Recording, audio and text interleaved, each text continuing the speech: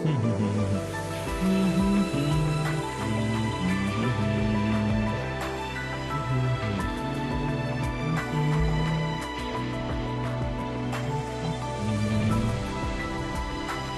life looks like I am live. Think, maybe.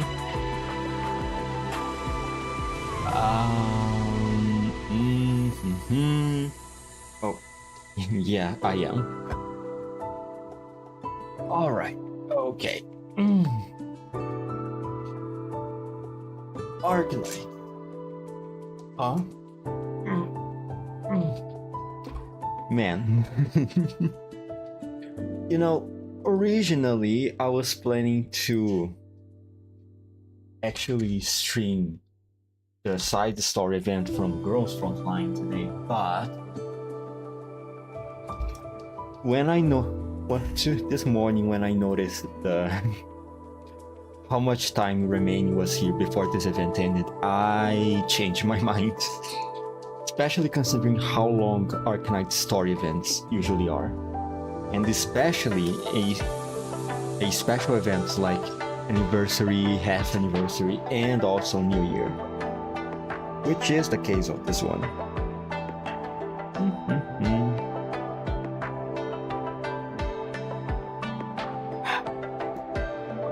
So I didn't want to have to cram all my scheduling in making the super long streams. Instead I decided to stream Arknights. Sorry, to read Arknights before, so I can do shorter streams, which is better for me right now. I don't know anything about the story of this event, besides the fact that it is obviously involving one of the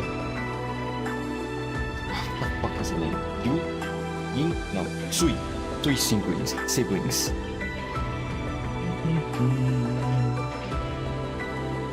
I think I did a pretty good job in avoiding any type of spoilers that I could get from this event. Oh yeah.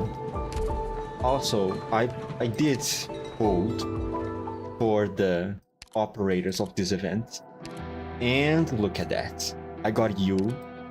I brought Nian, and I got the Blaze Altar.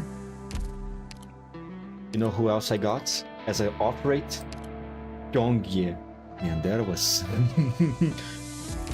those fools were unbelievable, man. I'm very happy that I managed to get so many Nian siblings as an operate, which makes me more inclined to pull for the next New Year banner when it comes up, so I can get to the other Sui siblings that I still don't have. Okay, that's it. Enough stalling. Such is the joy of our reunion. OR SD1. Chrysanthemum tea with dried tangerine peels. Dried orange peels left to age for 40 years. In the same cup with freshly picked chrysanthemum. The flavors of your stand up by careful tasting. Okay. Alright, we are going to start with food right away, huh?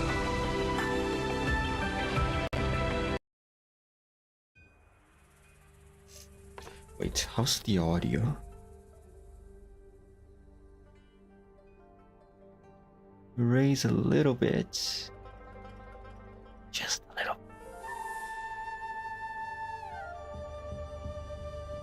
Okay. I think that's enough. Sir, are you saying such a remarkable individual actually existed in the history of Great Nian? Yes.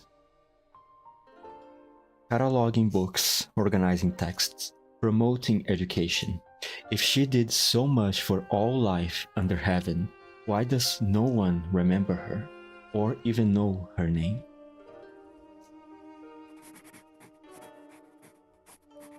Sir, can you identify this character? I don't believe I have ever encountered it before. It's not that no one remembers her. It's simply that her true name is one long word. Was never recorded in the history books. Isn't it a pity? Her pen captured Great Yan's long history and vast expanse, yet not a single page in the historical records bear her name. Sir, if I were to complete all the missing records, do you think I could reconstruct her image? What are they talking about? Niang? Now Niang is forgery, not it. He could have taught a thing or two about metallurgy to people. He's definitely not Dusk. That's for sure.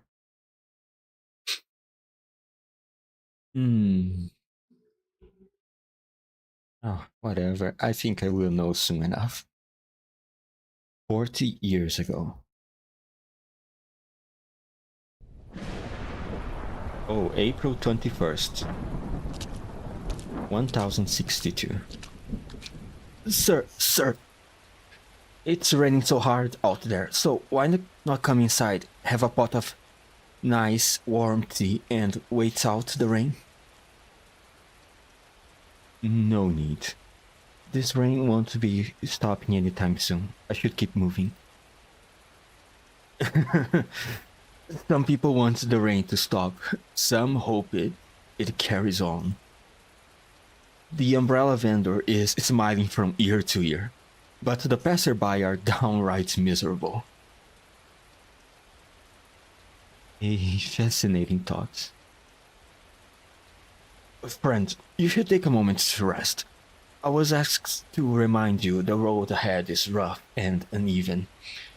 A certain someone worries you might misstep and get your shoes wet.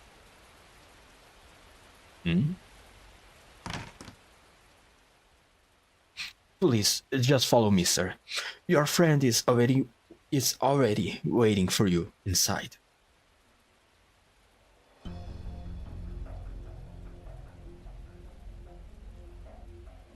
Oh, hello, Chongqi. Hi, Minister. It's been a while. Oh, sorry. No, these days you are the Grand Tutor.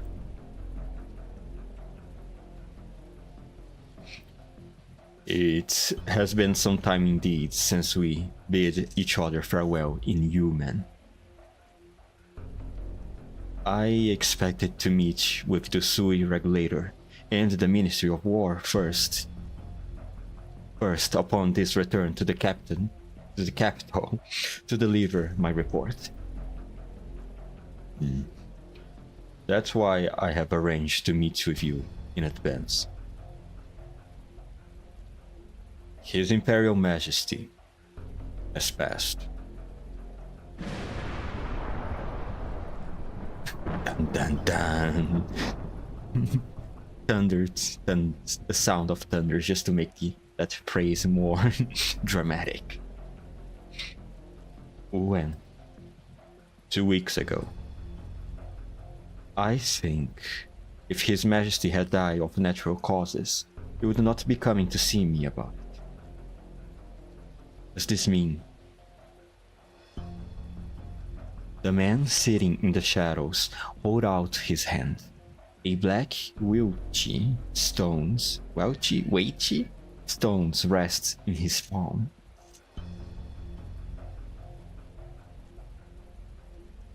Sixty years ago, he escaped from that ancient temple and turned himself into 181 black weighty stones, which scattered across the lands. Their current whereabouts are unknown. 2 weeks ago, the Sui regulator found this stone in the capital.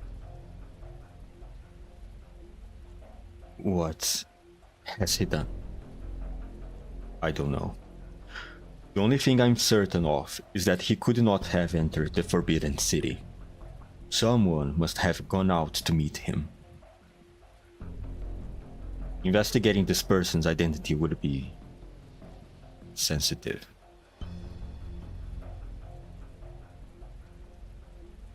His machinations likely will not involve others. I shouldn't have come to you today, but when the convict caused all this turmoil before, you were the one who subdued him. Grandmaster, do you know anything of this? Not a thing. I have not seen him since the incident.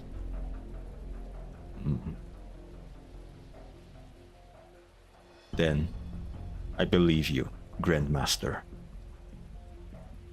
Do you need anything from me? Do not linger here. Return to human at once. Ursus is in constant turmoil. When is Ursus not in turmoil? Grand Tutor. And there is a changing of the guards in human. We must not allow morale to be shaken. I will handle the Sui Regulator and the Ministry of War myself. It is precisely because you are not entangled in this affair that I can trust you with such a crucial task. Understood. I will see the Sui Regulator continue to investigate. You will see. I will see. The Sui Regulator continue to investigate the Weiqi matter in secret. During this crucial time, you should remain out of sight, Grandmaster. We did not meet here today. Regarding the true Lung, how is His Highness Yang Wu? At this moment, he should be Yang Wu. Yang Wu was the one who went to His Imperial Majesty on the night he died. More dramatic.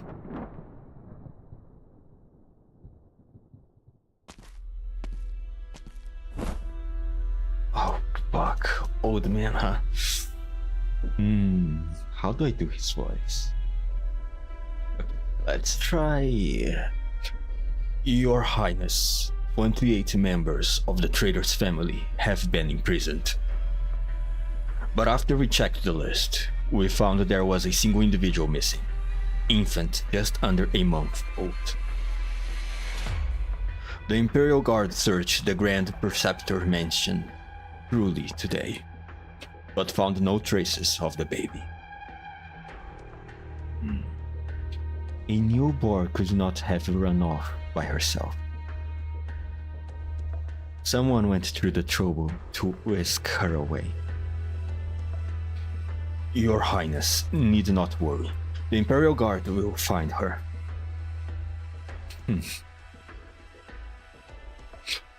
Earlier today, the Ministry of Justice requested a meeting. He seeks His Highness' advice on this series of cases. Handle them according to the laws of Yam. I'll tell him. Where is my elder brother now? According to our reports, he left the capital just half an hour ago. Some of the Imperial Guard have defected with him. The soldiers guarding the city did not dare to stop them, without orders to do so. Indeed, I never ordered them to keep him in Baijiao. He was unwilling to stay and left everyone behind. How many Imperial Guardsmen went with him? 18. Even after committing such an unforgivable crime, My elder brother can still send the Grand Preceptor to die in his place. He can still command the unwavering loyalty of these 18 Death Swarm. How many courtiers are still devoted to him? How many still hope that he will retake the throne? Yet it is your highness who now sits on the throne, not him. Therefore, it falls upon your highness to ensure Yan's eternal prosperity. All castes of Yan may afford hesitation and uncertainty. Faith, your highness.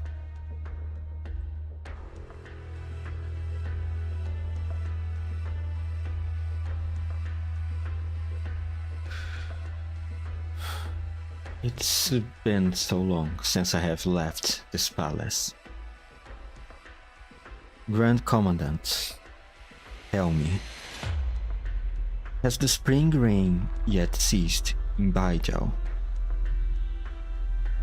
The rain may stop whenever your highness desires. Not sure about that, Grand Commandant. If your highness has changed your minds, you yet have time to stop them. Oh, that's what he meant. Okay, it was a metaphor.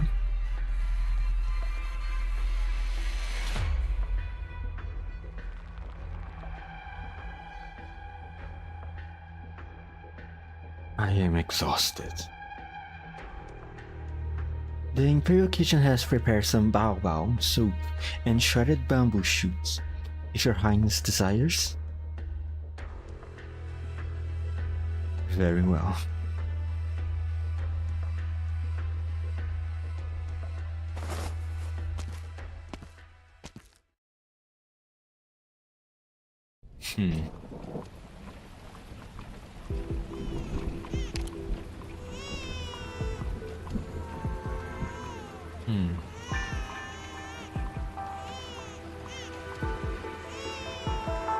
So in the end, the highness decided to do nothing, huh? I'm guessing, at least. There. Don't cry. We're on our way home. We're almost there. Pick up the place, please, if you could. It's raining too hard, and I can't see too well. Couldn't go any faster at this rate. How much further to the next station? At least 30 li... Brother, just how urgent is your business that you would bring your whole family along to travel on a night like this?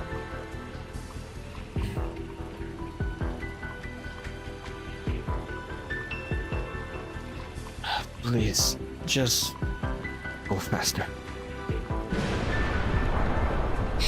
What the?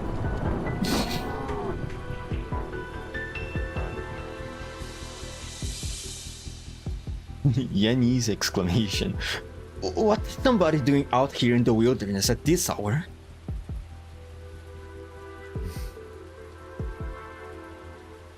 The man looks around, but the endless rain blocks his view. It is too dark for him to see anything. We will have to get out of here. Sir, I will give you all the money I have. Take your carriage to the next station. If anyone asks, do not tell them you carried passengers with a baby tonight.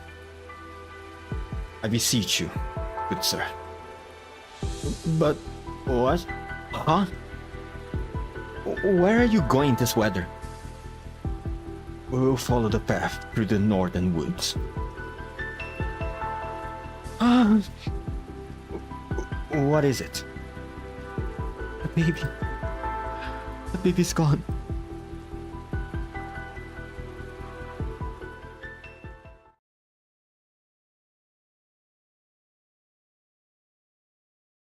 I tried so hard, but at some moments I cringed a little bit. I could not help myself. Oh my god, so many characters. It's her. The baby is sleeping soundly in her cradle, oblivious to the mud and blood on her face. I did everything you asked. I know their methods, and I know how to answer them. Don't worry, I won't allow any blood to stain you. Good sir, I have no way to repay your kindness. No, you need not thank me. I did not do this for you. She's done so much for me, yet what I do today will neither clear her name nor even begin to avenge her. I have no family and no affairs to settle after my death. I ask only one favor of you. Please, take this girl and... Oh, is this... Okay, yeah, I think this is the anxious man from the... No, it can't be. The baby's gone. It is indeed another person. My bad.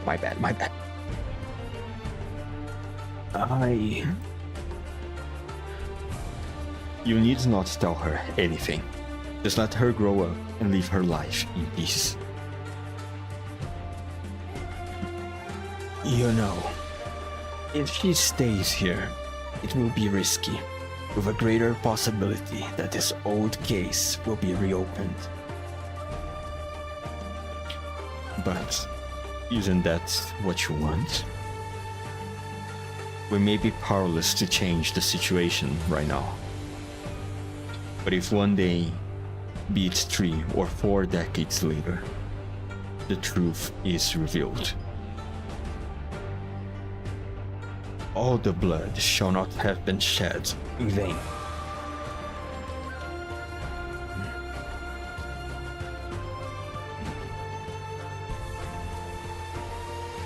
Right then, I will swear it.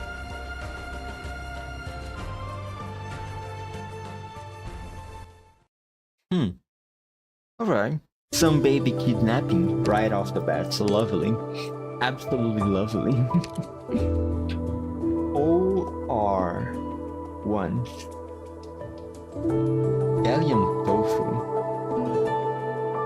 Made from spring onions and tofu, it takes quite a bit of skill to give it to the proper clean taste.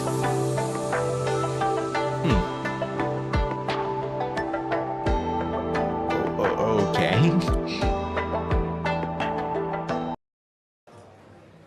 First chrysanthemum, now tofu, huh?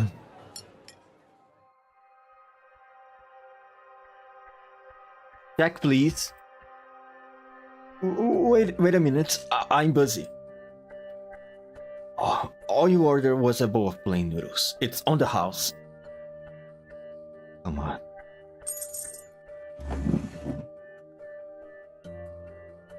I will leaving the money on the counter. I will be leaving the money on the counter. Bye. Thank you. Come again.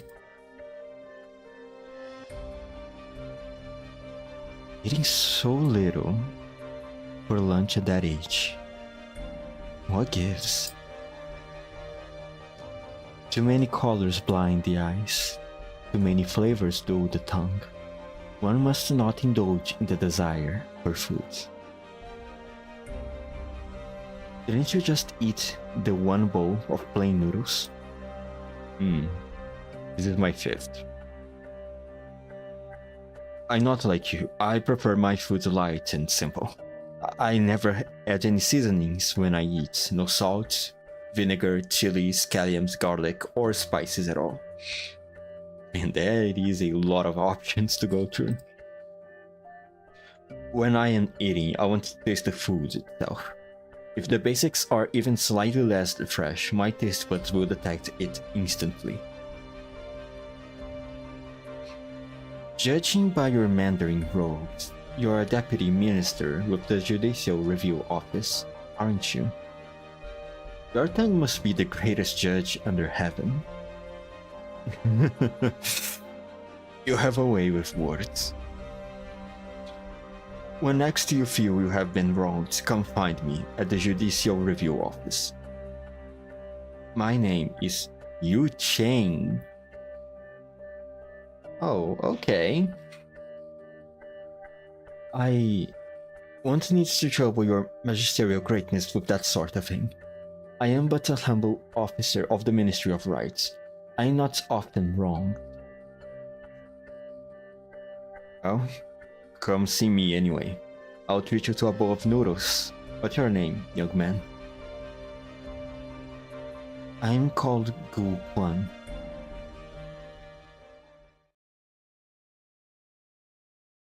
Yu Cheng Gu Quan.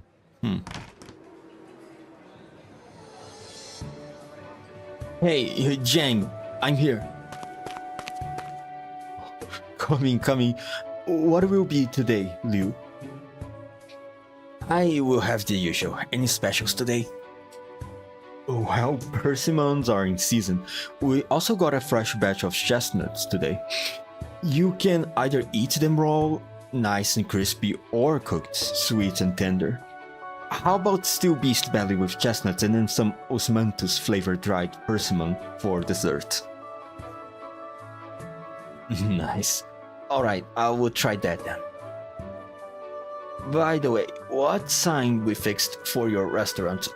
That sign we fixed for your restaurant a while back. Oh, don't worry, I've checked with our chef. This meal is on the house. You have taken care of our carpentry work the past few years. Treating you to a few meals is the least we can do. You're too kind. He's really a great cook. The greatest under heaven, I would say. I can't find food this good anywhere else. That wooden talisman I gave him, I mean it. He was too modest to accept the gift. Oh, come on, enough already. We are just a little eatery. A little old eatery. It's you who keeps us in business. You don't need to flatter us like that. I almost choked. Jesus Christ. Whatever.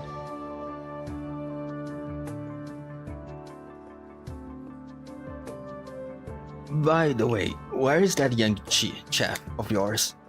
I didn't see him sitting outside and chatting with the guests today.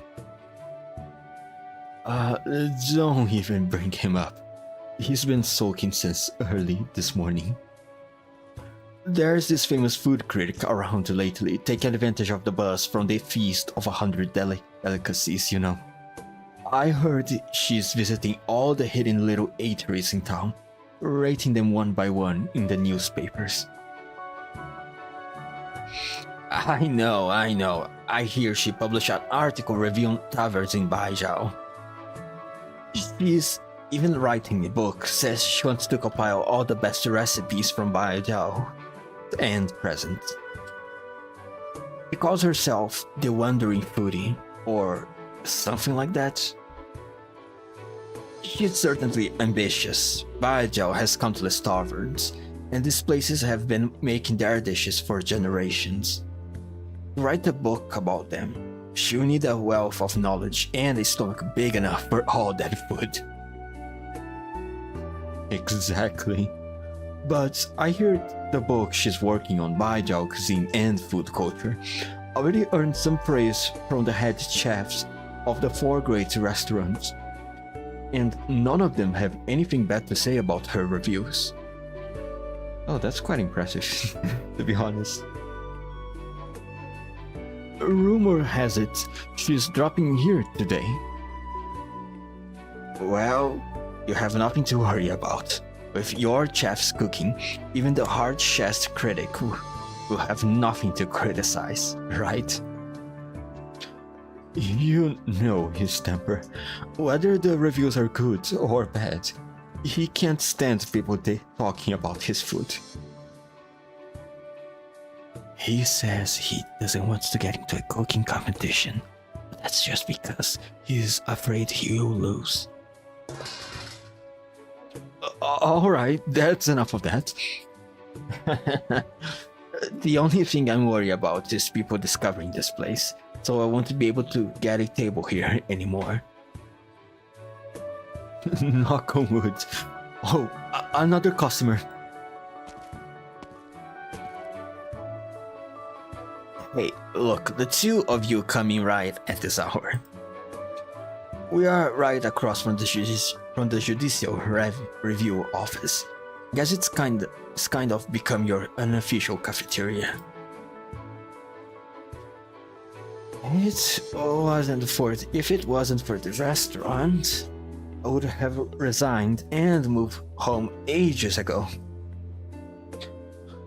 Don't say such things. You have a duty. How could you think of resigning? What's up? Why so serious? It's the Feast of 100 Delicacies, of course. The busiest time of the year for the office. I haven't had a good night's sleep in a month. We can't keep going like this. The precautions are necessary though. There are so many tourists here now. If something bad were to happen, it would have been a disaster. No matter how careful we are, there's just too much going on. Something is bound to happen. Hey, enough shop talk. Just enjoy the food. You think we are talking about work because we want to?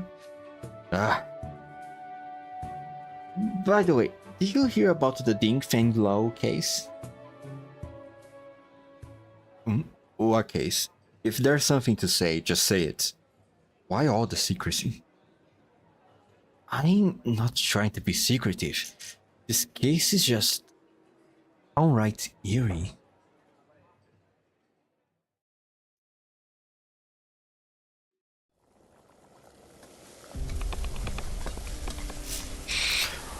On the 15th of last month, when Jing Fenlo was busiest, every one of its 100 or so stoves were burning all day and late into the night. Oh, sorry, wrong voice. That night, one of the stoves caught fire, and the staff could not put it out. A handful of chiefs were injured. The Originium pipe sprung a leak, was it? That's nothing new. Well, the investigators could not determine whether the pipe had been tampered with or not. Hundreds of people have access to that kitchen. Who knows if someone did something? You must know that Ding Fen Lo is the most famous restaurant in Beijiao. And the organizer of the feast. The thing that makes this incident particularly strange is that it happened on the 15th day of the month, and the fire started on the 100th stove. Some say they saw a strange silhouette amidst the flames.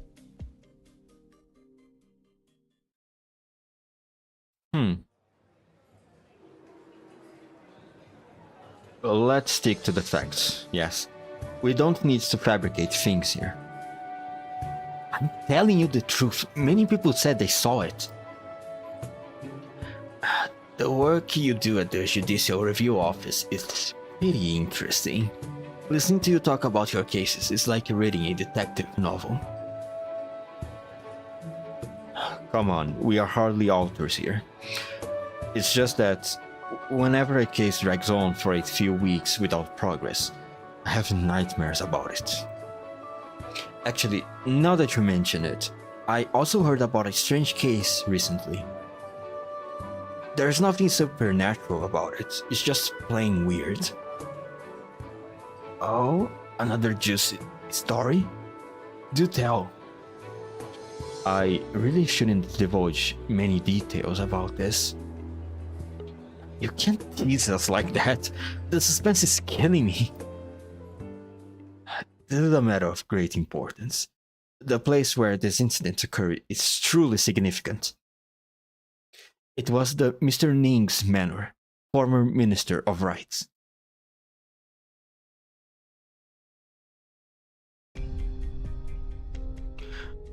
My Shifu has been investigating this case for a while now. I have only heard a overview. She won't tell me more. Mr. Ning has been retired for several years now. He is in the process of leaving Baijiao and moving back to his hometown in Jiangnan. Jiangnan? My god, Chinese names, man. Fuck me. Jiangnan. But a few days ago, a strange thief broke into his mansion. Nothing was stolen and no one was hurt. But in one of the guest rooms, there was a painting of Jiang hanging on the wall. And someone used melted honey to draw a line across the Jiang's mouth.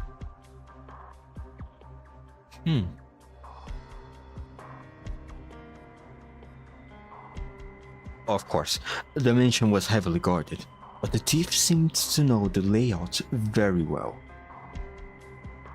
And that thief, whether down to incredible skill or sheer experience, left no trace behind. My Shifu and the others have their hands full trying to crack the case.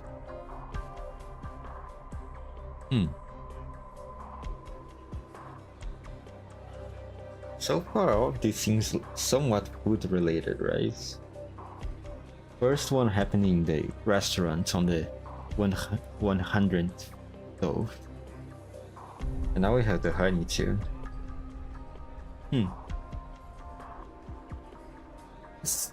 Filling the lips with honey? Isn't that from the legend of the stove god? It ensures the stove god will say more good things than bad. The thief vandalized a painting but didn't steal anything of value.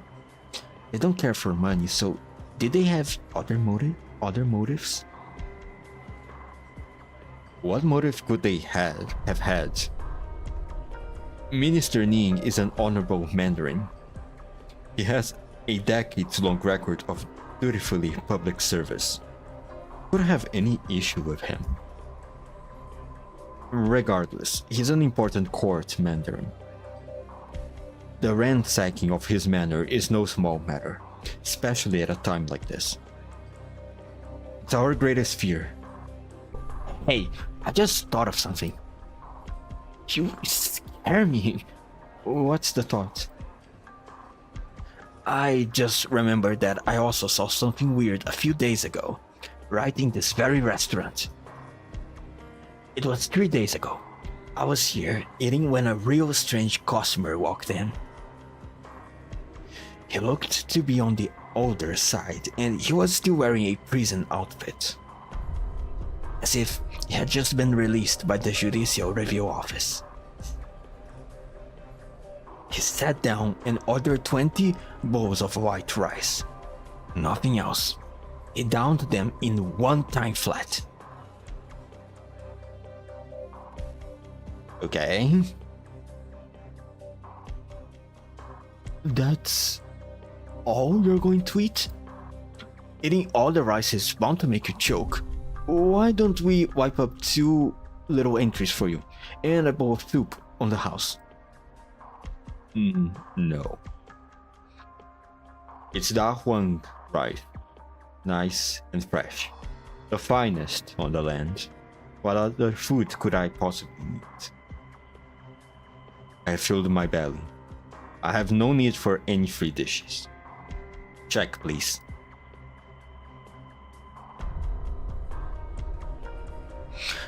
After the funny fella finished eating, he grabbed all 20 empty bowls and walked out of the restaurant. He kept walking until he reached the Judicial Review Office. He threw the pile of bowls at the door of the office and yelled, "I am the one who sent the fire in the scullery." The scullery? Wow, I hear you know more about it than me, especially with my terrible memory. Who was that guy anyway? What happened to him in the end? Oh.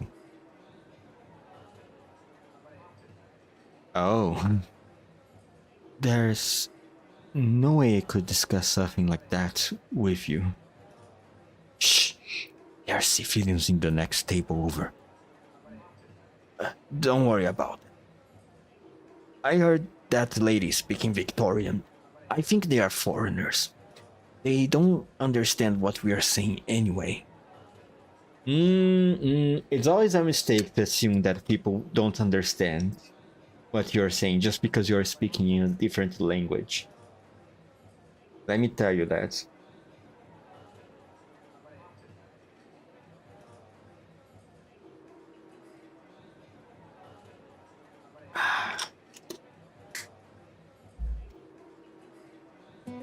Oh, especially this woman. How about Duncan? What did I just said?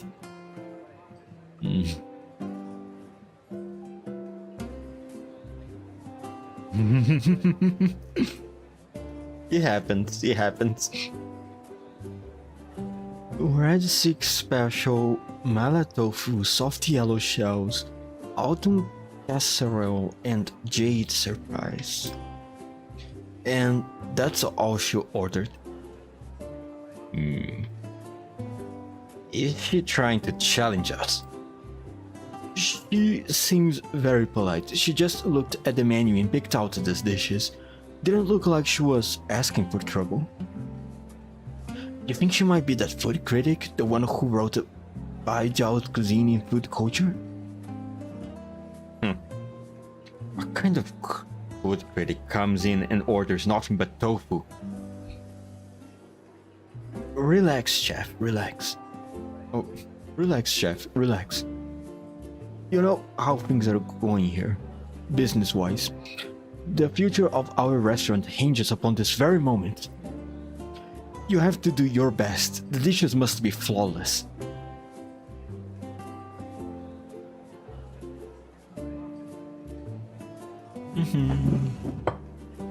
The Victorian woman pulls up a chair and 2 jugs of wine, and I misclicked. And 2 jugs of wine, and sits at the table with the 2 mandarins of the Judicial Review Office.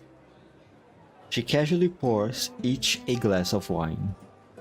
Its rich, sweet aroma fills the table.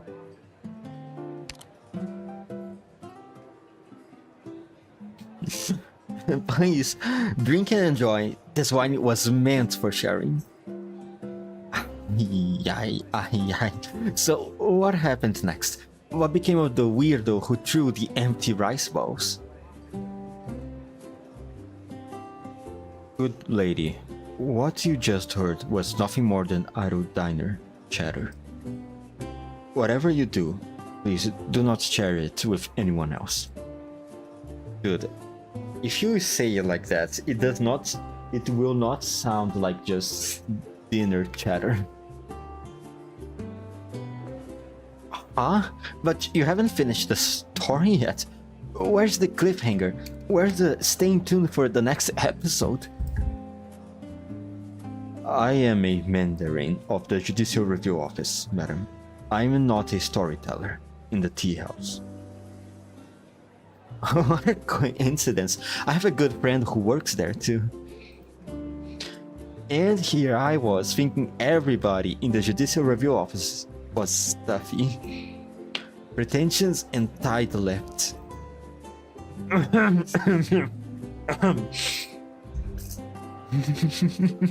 Oh, this poor guy. Dear madam, have you come to Yum all by yourself? Are you here on vacation?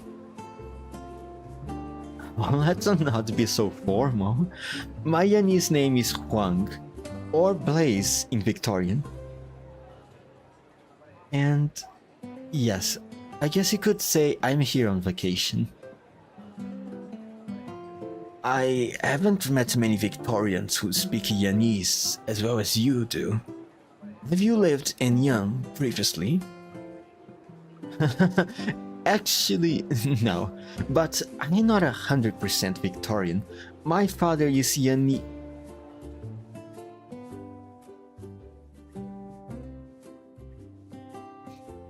Pre-rules, you say? Yes. If you can't follow these rules, I want to be able to take you back to Baijiao. Okay. Lay on me. First, be wary of strangers. Do not, of your own volition, take actions that are unnecessary. What do you take me for? A 3-year-old? I know that, what else?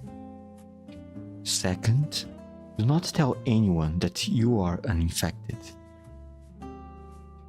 Do I really need you to tell me that? Third, do not, under any circumstances, tell anyone about your father. Okay. Blaze, you are an important witness in all of these major cases, as well as an important piece of evidence. I need your cooperation, and in return, I will guarantee your safety. Oh, almost breaking the rules, honey. Blaze. What's that about your dad? I'm here to visit some family, and I'm on vacation. Well, madam, you came at a perfect time. The Feast of 100 Delicacies is about to begin. All Baijiao's restaurants compete to serve the best dishes. This is the time of the year when you can try the tastiest food. Oh, really? Do you have any Baijiao's delicacy you can recommend? Or maybe a restaurant or two? Baijiao doesn't have any signature dishes, or Baijiao delicacies, as you put it. Instead, you will find that every single dish you eat in Baijiao makes a delicacy. That makes sense. I didn't take the connection till now that Baijiao means 100 stoves in Victorian. You know what they say. To the people, food is heaven. Yes, the name Baijiao, bestowed ages ago by the reigning true luck, means to tend all cooking stoves under heaven. Later, someone says, exquisite food demands meticulous preparation. See, fine food doesn't just fill your stomach, it soothes your soul. There are different dishes for every season in every region. The best chefs, they have a wealth of knowledge and the power of the gods at their fingertips. But please, let's eat. Enough fooling around with foreign tourists. Order up.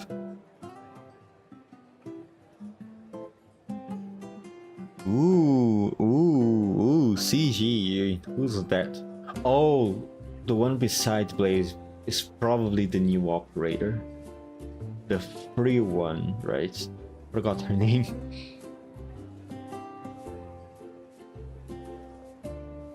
Do you have some special fondness for tofu or... Just all tofu dishes? They have different names, so I had no idea. Who would have thought that Yan had so many different kinds of tofu?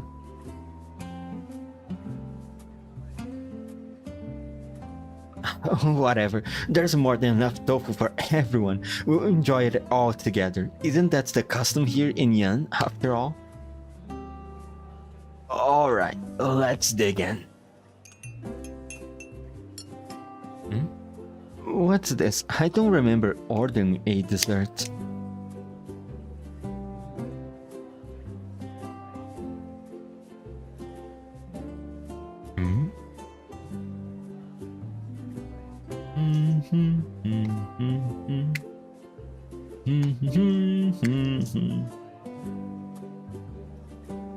Did you send out the food? Does she like it? I changed this person's voice because I have a suspicion this is you. Actually, she didn't really eat much. She gave most of it away to the other customers.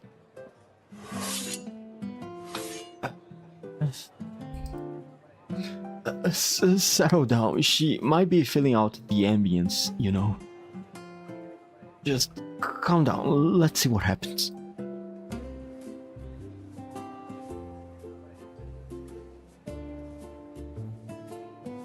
So, what is this Feast of 100 Delicacies you keep talking about? You may speak fluent Viennese, madam, but there are clearly gaps in your knowledge of our culture. The Feast of 100 Delicacies happens every year in mid-autumn, when the True Lung convenes meetings with mandarins at all levels to discuss state affairs. If it's just a bunch of government meetings, why is it called the Feast of 100 Delicacies? No, that has a beautiful origin story. Many years ago, the True Lung at the time held a birthday banquet, and all the mandarins presented him with gifts, including all manner of rare treasures from all across Yang. But there was one mandarin, a young assistant minister from the Ministry of Revenue, who gave the True Lung a bowl of pearl jade soup. The True Lung lifted the lids off the bowl, only to find a clump of rotten cabbage leaves and a scanty few grains of brown rice floating in some water. The True Lung was enraged, demanding, "What is the meaning of this?" The assistant minister replied, "There was a flood in Jiangxi this year, so it had a terrible harvest. What you see in the bowl here is what the peasants have been eating every day." Picking up for what's right. That's what any good Mandarin should do. Still, doing it to the True Lung's face on his birthday like that takes some serious guts. Yes, the surprising thing is, the True Lung did not punish the young Mandarin. He praised him and ordered that all other mandarins follow his example in advocating for the people. The True Lung ordered cuts to the court budget and used those funds for disaster relief. He built embankments to guard against future floods, and Jiangxi was saved. Yes, and the following year, the mandarins presented the True Lung with a bowl of sumptuous fortune soup to show him that the fineries were thriving. In summation, the annual banquet became a tradition called the Feast of 100 Delicacies, held every year during the Mid-Autumn Festival. And all restaurants in the city serve dishes from the traditional 100 Delicacies menu, welcoming all the people to join in the celebration. Oh, the Yannis really know food, don't they? The little shop here is a great example. It may look ordinary, but it serves top-notch eats. Just look how many different types of tofu they can make. Amazing. Then again, these cakes here, they taste different to the ones I have had before. And not in a good way. I think something's not quite right with them.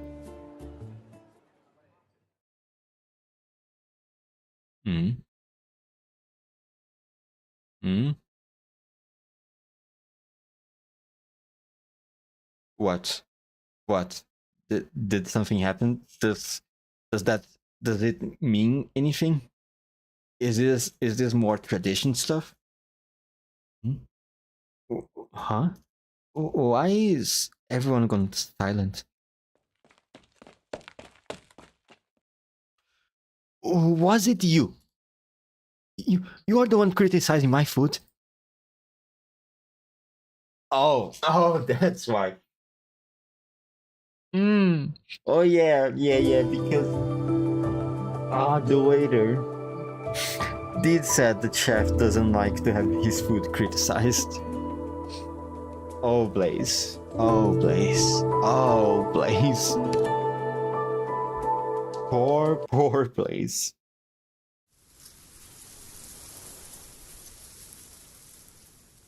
What do you want to show me? Pick up the pace a little. We'll be there soon.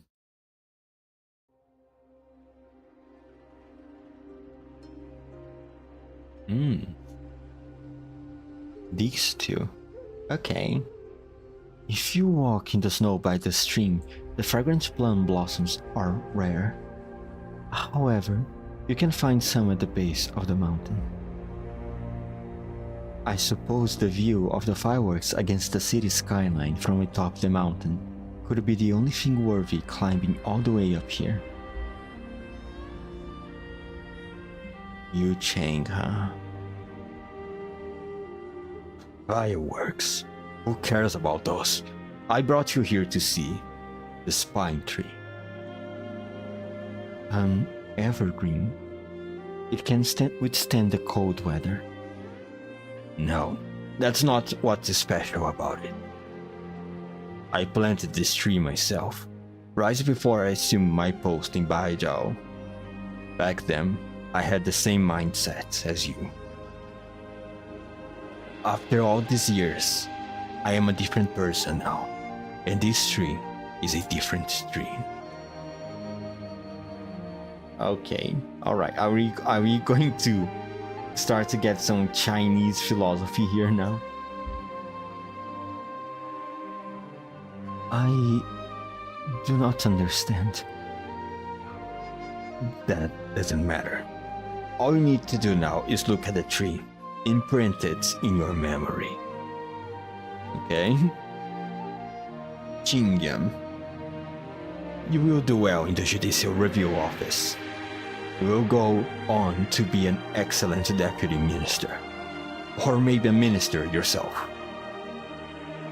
Those cases will not be a problem for you. There's really only one issue that you will need to focus on. Will you be able to handle the truth?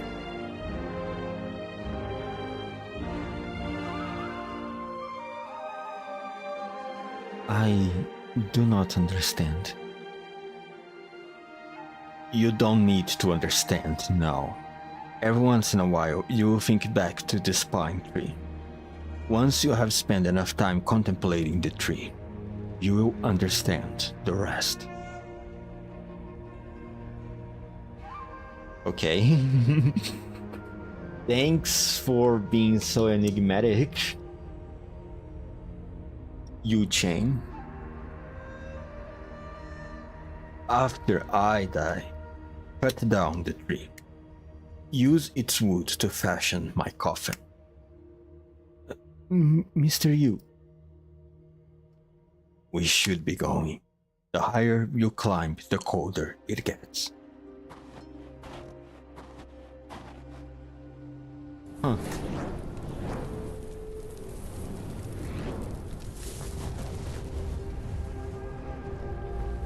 Years of wind and snow, moments fleeting like blossoms in the morning and evening light. Once more, I think back to the pine tree and the mountain path, buried in snow.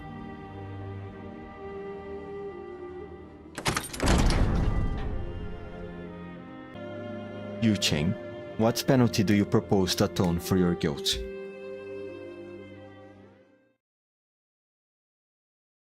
Guilt?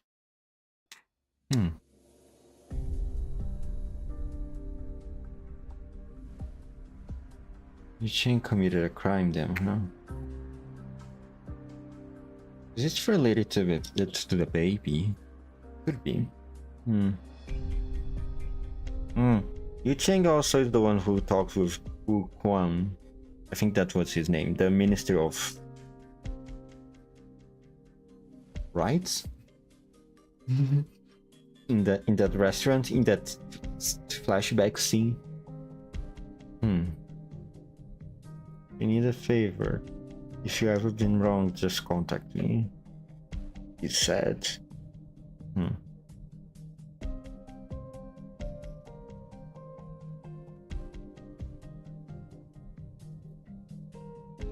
We have a kidnapped baby. We have people invading houses and putting honey into paintings. We have stoves catching on people coming out of the fire from stoves. That's probably you. I think. The honey thing might have also been you. Not you, Cheng. You the Swiss sibling. What is the baby though? It has been some time ago too, so...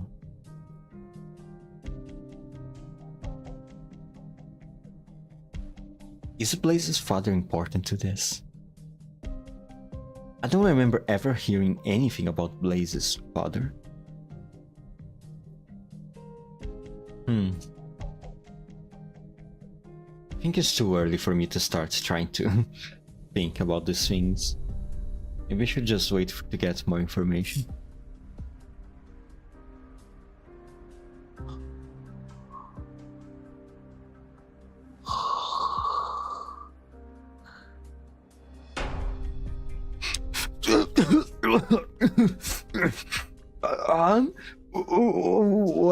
What time is it?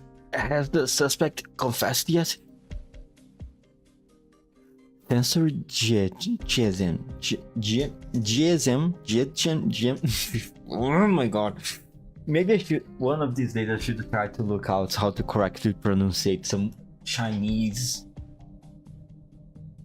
Hopefully there's a easy way to try to guess the pronunciation of these words. Sensor GSM. GSM. Let's try this. Sensor GSM. This is a serious matter. Please mind your words and behavior. This is a routine internal matter for the Judicial Review Office. The Department of Discipline and Supervision is just going through the motions. It's not a big deal. However, this trial today certainly has been interesting. The minister is usually quite well-tempered. I have never seen her that angry before. Yeah, GSM. Oh, hello. You're pretty. And a new character too. Where are you exactly? Those ears. Some ears and horns. With horns like that. Almost looks like a Sami.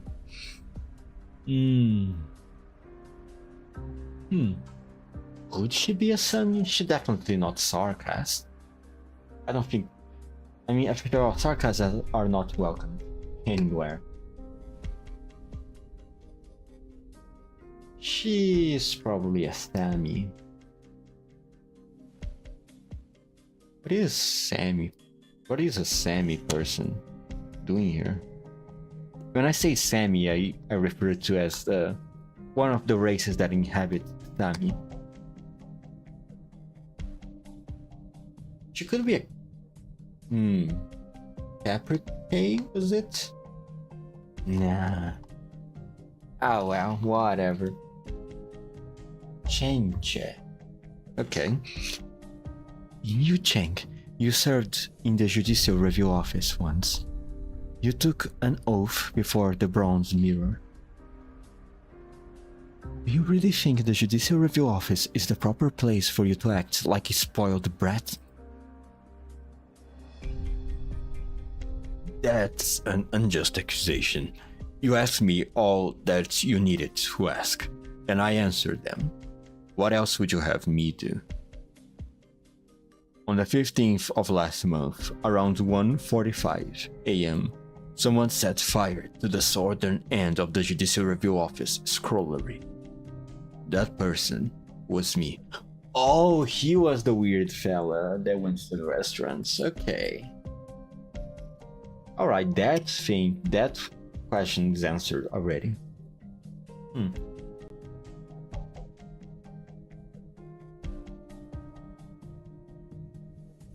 So this whole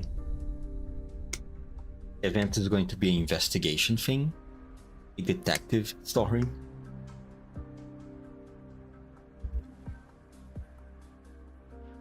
Liar. When the fire broke out, you were in pre-trial detention. How could you have started? You planned the fire. You had help. Name your co-conspirator. I had no co-conspirator. However, I did have a helper. A foul beast. That night, a wounded foul beast landed by the window of my cell. I fed it a few grains of rice and some fresh water. The foul beast was quite intelligent. I saved it, and it was willing to return the favor. I gave it a burning straw and told it to fly to the scrollery. What?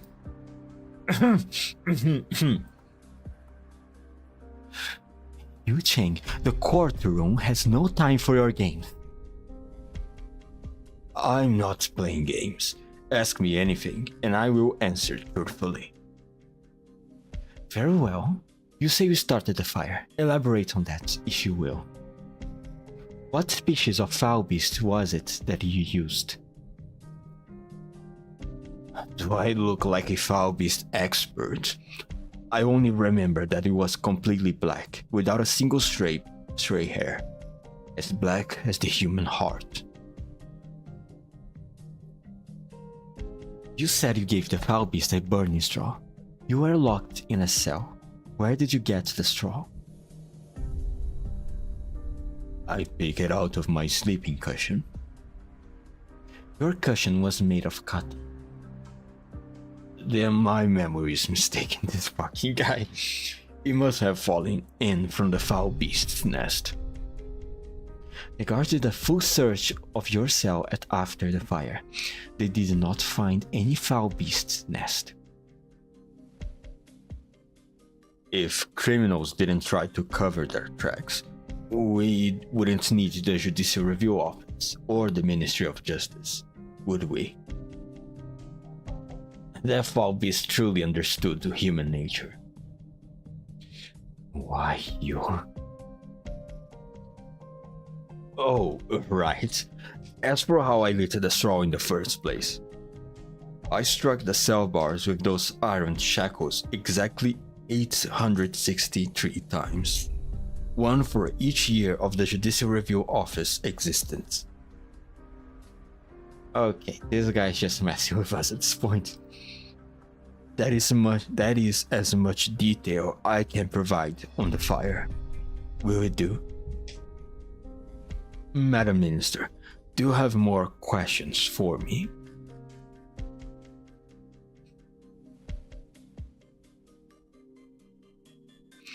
It seems that he has been reading some fanciful stories since his retirement. There's no time for jokes. Well, she had the patience to play along with him and indulges his insanity. Do you want to enter this line into the record? Of course. Interesting. Yu Cheng was once appointed Deputy Minister for the Judicial Review Office, Haoran Pavilion.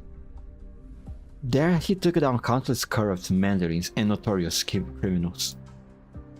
However, after his retirement, you convicted him of fabricating evidence, which is how he ended up here.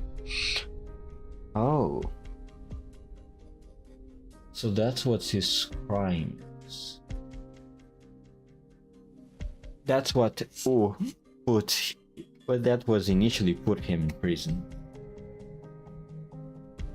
Then he went to go to the restaurant, and then he came back here and gave himself out. Fabricating evidence.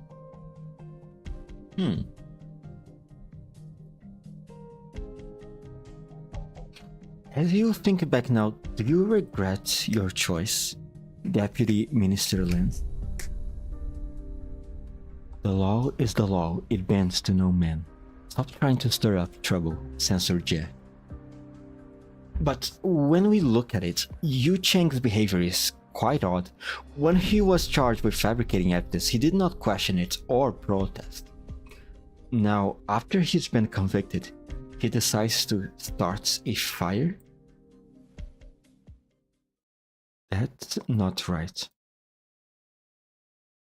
I still have questions. Yes?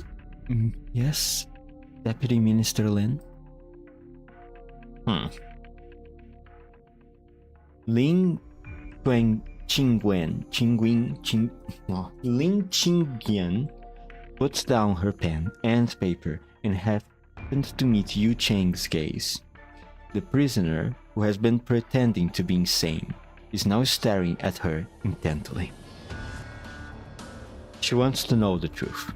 She does not fear revealing herself in the process. Yu Cheng seems pleased with Lin Qingyan's reaction. He closes his eyes as an ugly grin crosses his face. Deputy Minister Lin, as acting clerk, you need only take note. Minister Chen, there is one question you haven't yet asked. Yu Cheng claims he set the fire. What was his motive? The suspect's confession is clearly nonsense. Why bother asking his motive? I am the one who set fire to the scrollery. You must believe me. As for why I did it... Yu Cheng. There were 74,000 cases files in the sorting section of the scrollery. The result of 60 years of painstaking effort and the hard work of 24 deputy ministers.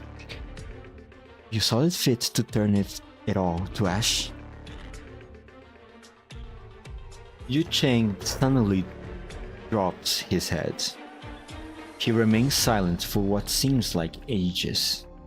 The minister's eyes remain fixed on him, watching his every move.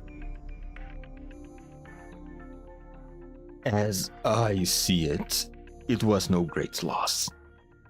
Those files were filled with half-truths, whitewashed fabrications, and outright lies. Gazing upon the dirt is the eyes. Thinking of them taints the mind. So I thought it best to cleanse it all in flames. Flames? Just what are you trying to say? What I'm trying to say. If you keen to know, then let's have a discussion. That which I burned, was it clean or dirty? Minister Chen, the suspect is clearly suffering from some sort of mental disease. It's getting late. Shall we conclude the questioning for today?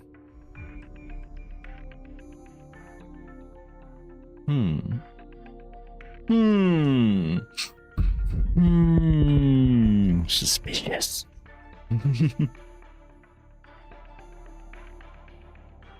Escort Yu Cheng back to his cell.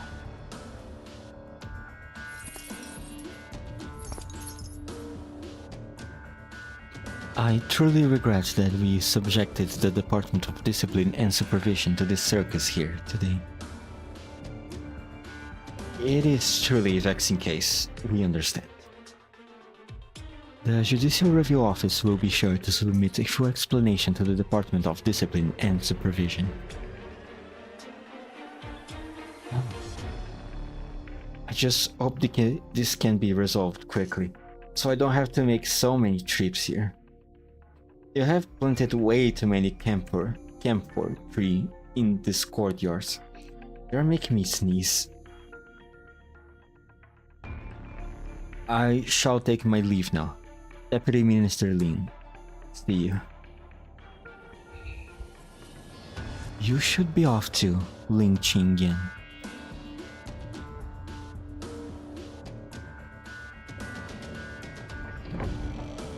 The courtroom door swings open as sunlight pours in once more. Ling Qingyan immediately spots the 7 towers with 18 pointed roofs hidden in the shadows of the trees. The Judicial Review Office scrollery were all built in this style. The roofs of the towers seem to be covered with ash, the remains of the burned southern section. Just as she is about to step out the door, she hears a faint voice. Ling Qingyan, it's almost time. Do not forget. Ling Qingyan steps out into the cold sunlight without even hesitating. Oh, were they communicating codes during that interrogation?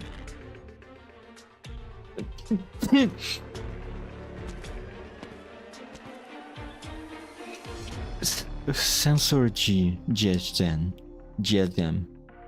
you're still here? I was waiting to chat with you for a minute. It's not convenient to talk in there. If you still want investigate Yu Cheng's case, you better move quickly. After the Feast of 100 Delicacies is over, all prisoners detained in Baijiao will either be transferred to another prison or exiled. In any case, the cells must be emptied within 2 weeks. 2 weeks. The Imperial Decree should reach you shortly. I just spotted it early, so I'm giving you a heads up. And here I thought you didn't care much for these things. It is within my power to avoid caring, but you cannot get it out of your head. Yu Cheng is very important to you, isn't he? He was kind of like my teacher in the Judicial Review Office. He's the one who taught me to distinguish right from wrong. When I first discovered that he had fabricated evidence to convict a corrupt Mandarin. Oh.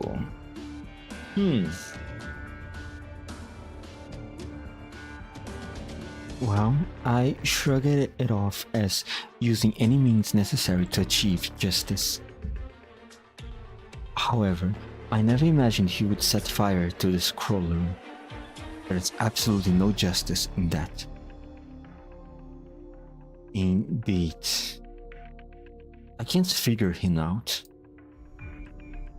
But it does provoke a question.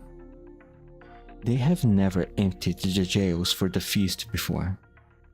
Why do it this year?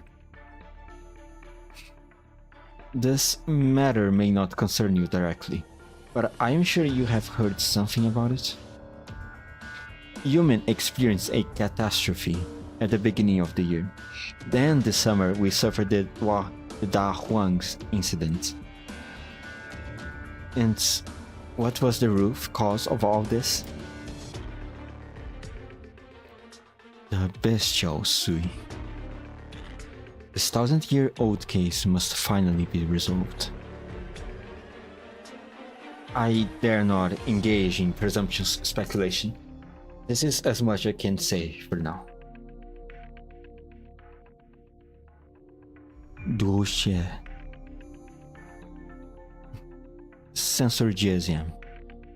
Why did you terminate the ongoing interrogation? As the saying goes, words may deceive, so trust your eyes. I wager you haven't seen the burnt scrollery yet. No, I have not. Perhaps you better go see for yourself. I will take my leave.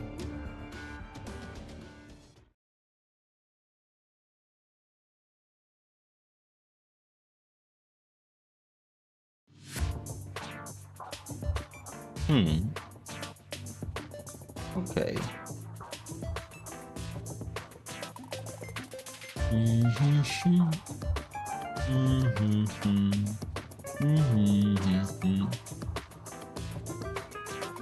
So he presented false evidence to convict a Mandarin.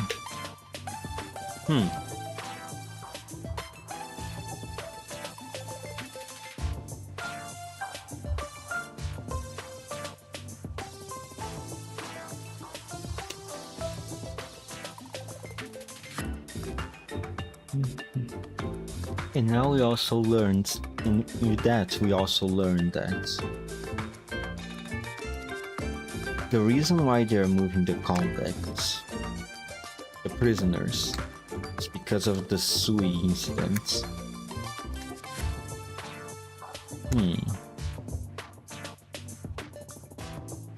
Okay. Alright. The restaurant, which was loud and boisterous just a moment ago, goes completely silent. Oh, we're back to Blaze now. Oh no. Oh no, no, no, no. The regulars, anticipating what is to come, peeled out of the diner one by one. Of course, they remember to keep the money for their meals.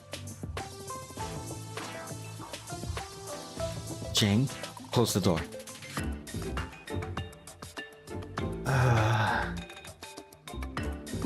What? What happened? Jane, wasn't she just eating these tangerine cakes here?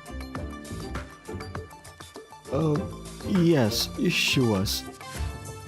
And didn't you tell me she was criticizing the taste?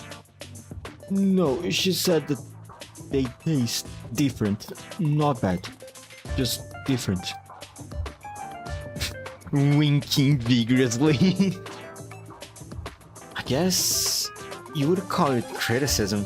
They're not exactly orthodox, different to what I had before. So, what is up with that smug of hers?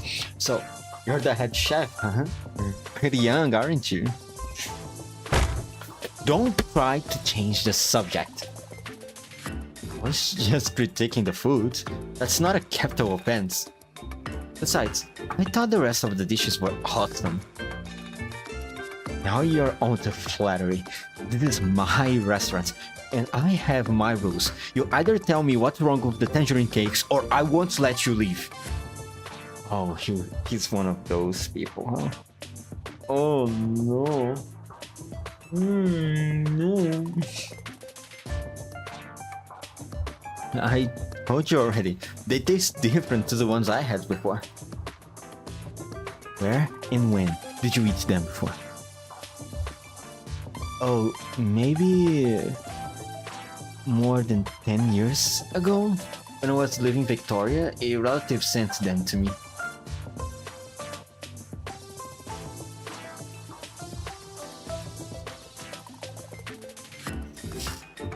Did you come here to stir up trouble?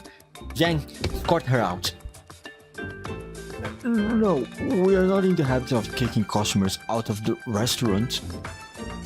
Good madam, think for a minute what exactly it is about these cakes that tastes different.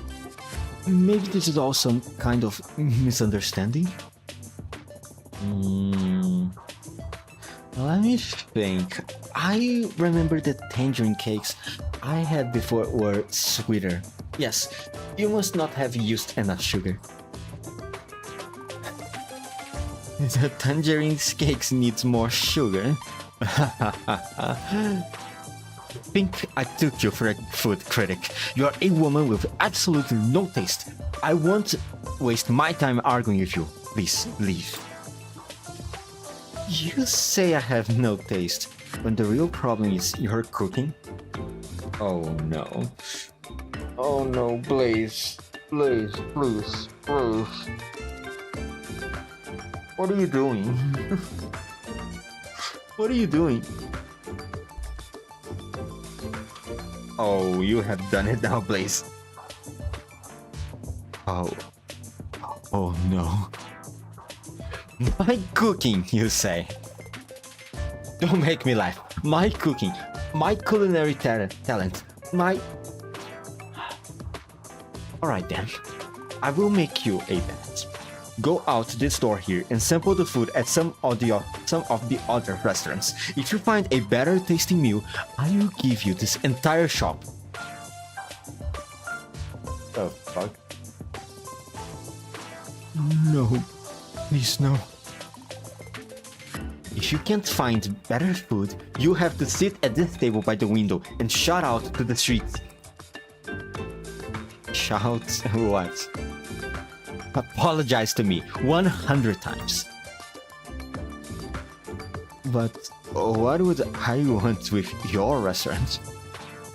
Let's do this instead. If I find food that tastes better, then you will let me eat here for a month free, and you will teach me how to cook a few of the tastiest dishes in the Viennese cuisine. Also, free of charge. Huh? There's an old Viennese saying, give a man a fin and you'll feed him for a day. Teach a man to fin catch and you'll feed him for a lifetime. This restaurant, when I leave, I can take it with me. If you teach me how to cook a few tasty dishes, I can cook them for my friends.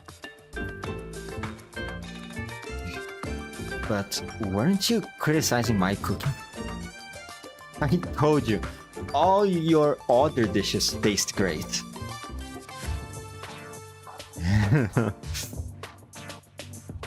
Wait a moment. Don't you think you can just trick me like that? We still need to discuss the tangerine cakes. Okay, then I will take your bet. I know I can find tangerine cakes somewhere in Baijiao that taste like the ones I had before. Huh?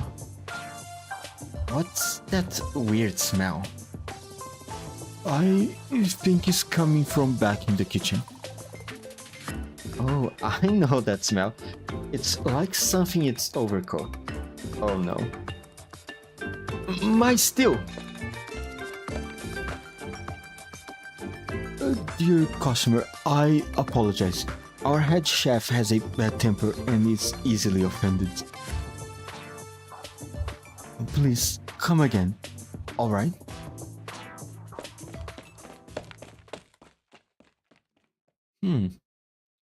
Pretty weird.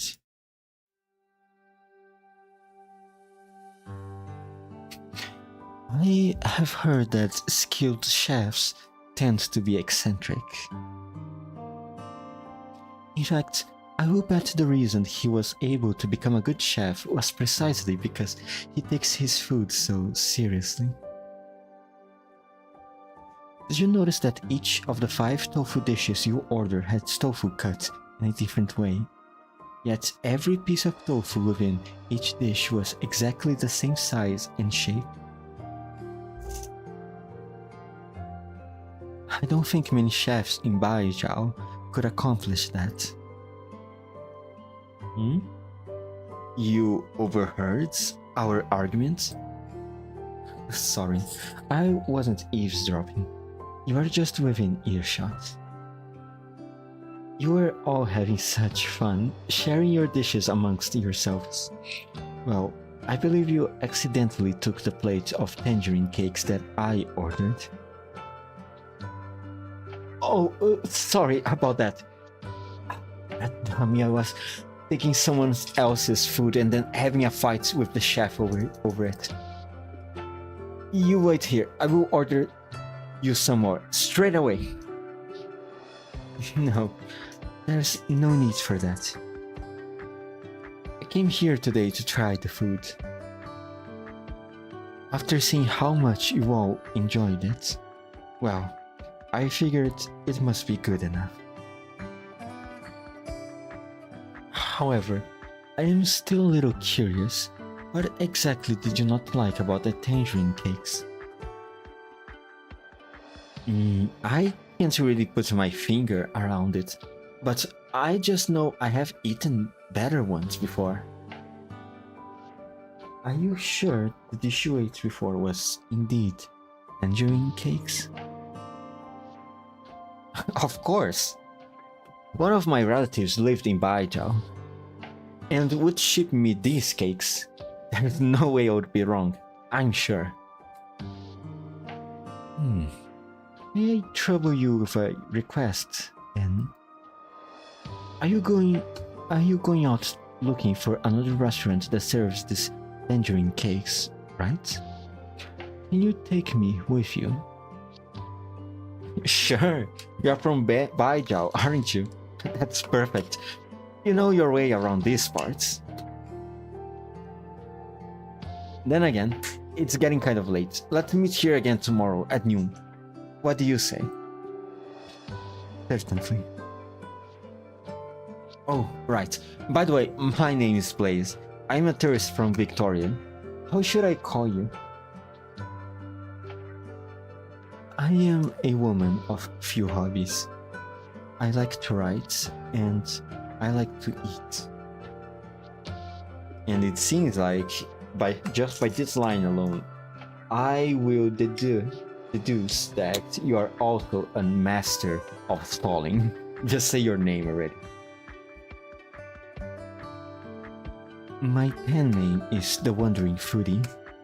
In any case, you may call me Jiangzhu for short. Xingzhu. I think Xingzhu. Xingzhu for short. Xingzhu.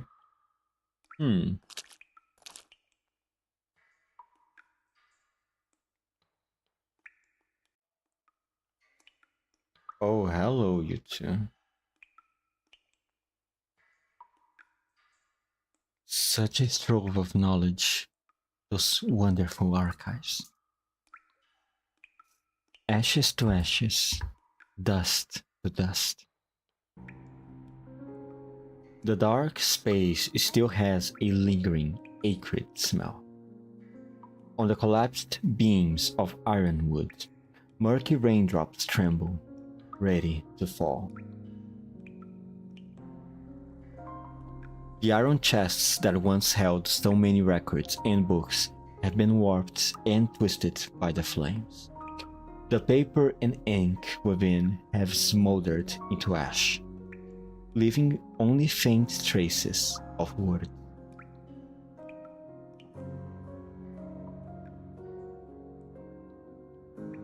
Do not linger too long. Rain showers after a fire send smoke up into the air. Have we learned? What have we learned so far? We have determined this to be arson. The absurd part? The fire's time and location match Yu Cheng's confession perfectly. The scrollery was heavily guarded, yet on the night of the fire, the guards didn't notice anything.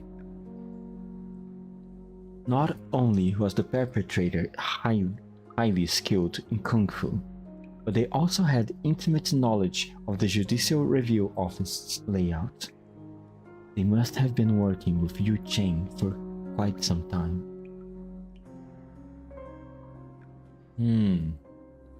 A master of Kung Fu, huh?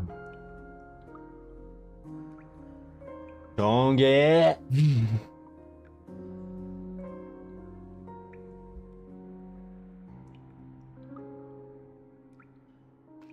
You're saying you think this was an inside job? We cannot be certain. How bad was the damage? All records that were burned were from old cases, which has little effect on our current work. However, if these cases were ever to be revealed in the future, there would be no evidence to go on.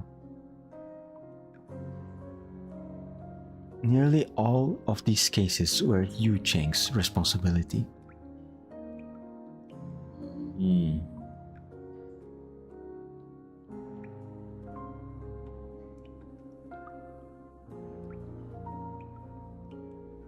Hmm.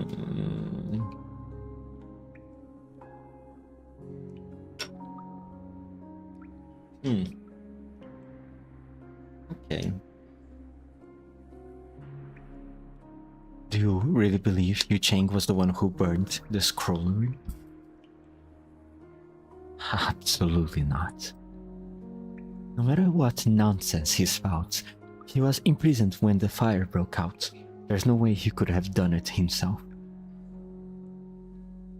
However, I'm sure he's involved in some way. He's working with someone else. What did he mean when he suggested the files are dirty? Is there something on your mind? Do you still believe the last case Yu Cheng investigated before he retired? How could I forget? Sorry, not believe, remember. Oh boy. The tiredness of reading is starting to kick in, it seems. 40 years ago, the Minister of Justice was stabbed in the streets. The assassin turned out to be a mad beggar. The Judicial Review Office did everything in their power to uncover the man's identity. No avail. In the end, they classified the murder as a random, spur-of-the-moment act of violence. But nearly 30 years later, Yu Cheng accused the sitting Minister of Right, Ning Xiu, of being the murderer. Oh.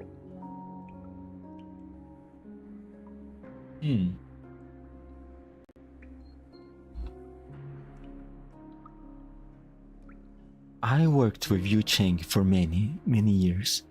I knew him better than anyone.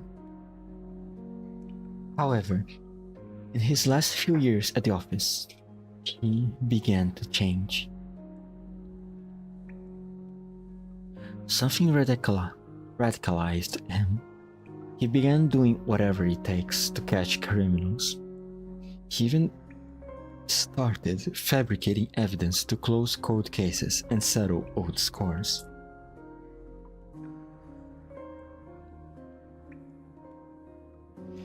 If the accusations against him were baseless, then why did Minister Ning resign? What do you mean? You still remember? Gu Chuan?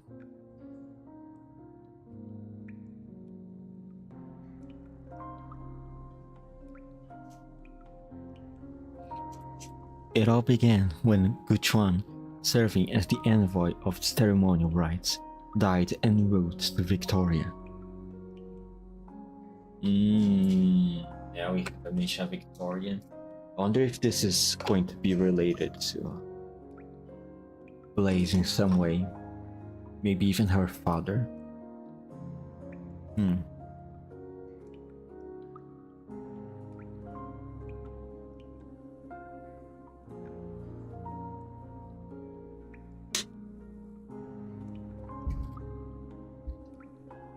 Yu Cheng believed that Minister Ning murdered the Minister of Justice and then killed the important witness in the case 30 years later.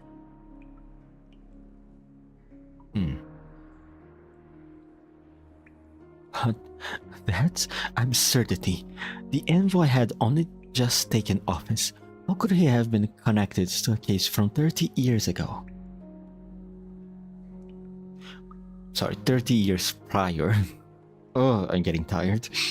Moreover, the envoy's manner, place, and time of death were all clearly established.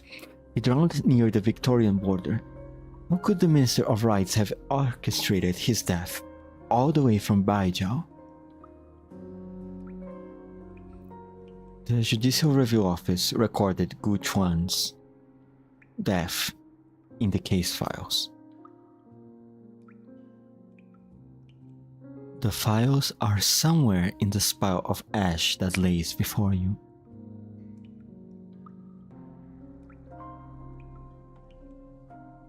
Why raise these two cases now? Do you find they are connected to the fire somehow? I would call it a hunch. Yu Cheng's confession has drawn our attention, but clearly there's some kind of larger scheme behind this fire. The real question isn't who set the fire, but the arsonist's ultimate goal. Would you hand this case over to me? No. On what grounds? Yu Cheng asked you to take notes during his trial. This is why you stand here now. It is also the reason I cannot allow you to participate any further. Whatever Yu Cheng's plan, you are most certainly part of it. I know you regard him as a mentor and couldn't bear to see his reputation tarnished. But I will assign someone else to investigate fire. Rest assured, we will get to the bottom of this. To the bottom.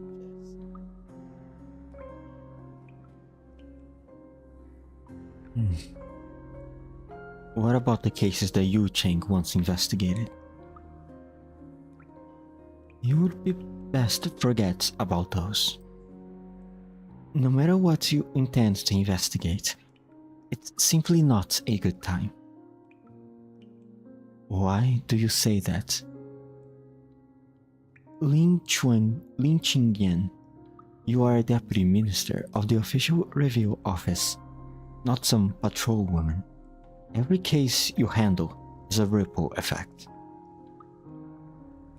Your so-called acts of justice may very well become a dagger in the hands of those with ulterior motives.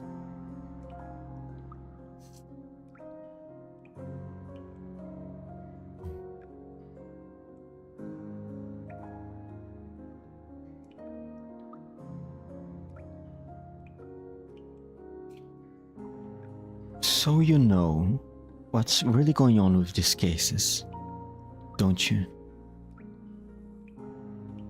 Stay away from Yu Cheng's cases, that is my suggestion. Not forcing me to make it an order. Oh, and I have one final piece of advice. You must learn to prioritize. The past is never as important as the present. Well, at least she's not going to hide it, that she knows something.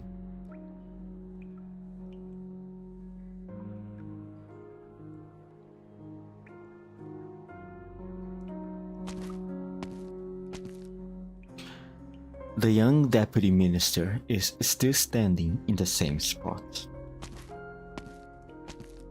She walks down the path that has been cleared through the rubble, through the place that once held so many case files.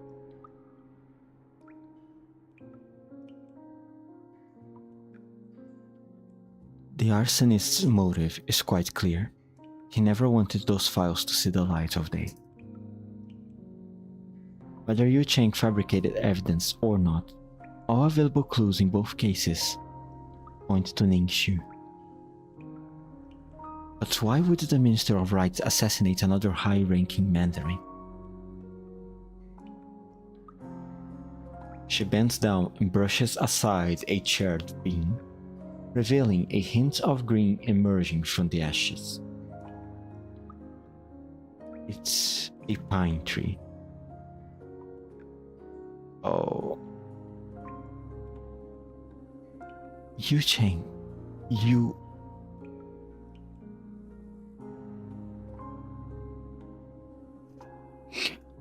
I planted this pine tree myself, right before I assumed my post in Baijiao. After I die, cut down the tree, use its wood to fashion my coffin.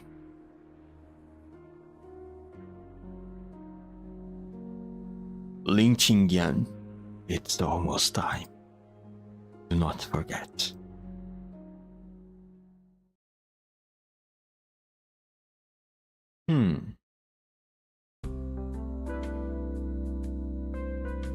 This month's water bill is 2,000 and electricity is 2,500, while ingredient costs. Go do your accounting somewhere else, please. I can't stand your buzzing in my ear. According to my calculations, if you can come up with another 3,000, we'll be able to keep the doors open past this month. Ooh, that is the movement in this restaurant is that bad, huh? And where are I going to dig out that coin? There are ways to do it, like the 2 months of meals owned by Wang, the carpenter. Or you can visit shopkeeper Liu across the street and ask him for the balance he owns for last month's funeral banquet. Collect enough of those outstanding debts and we'll have what we need to make it through the month. Oh, so it's not like the restaurant doesn't get clients. It's more like he doesn't go after the clients asking for the money. Not a very good business practice, I have to say. Not good at all. Actually, a little bit of a story. Close to where I live, there is a restaurant that once was the main place where a bunch of construction workers were going to have their lunch during their break time in the construction. And they left a humongous debt for the restaurant that they never paid. So once the clients pays, it is a good practice for you to charge them immediately. Okay? Never leave for later if it's someone you don't know.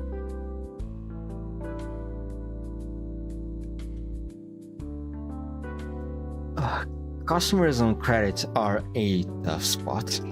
Going up to them and calling in the debt right now feels awkward, to say the least. You want to play the good guy? Why every time the rent collector comes calling, you ask me to deal with him? Well, big boned. Well, you are big boned. Even if the rent collector is angry, he won't take you in a fight. You are a such piece of shit, you.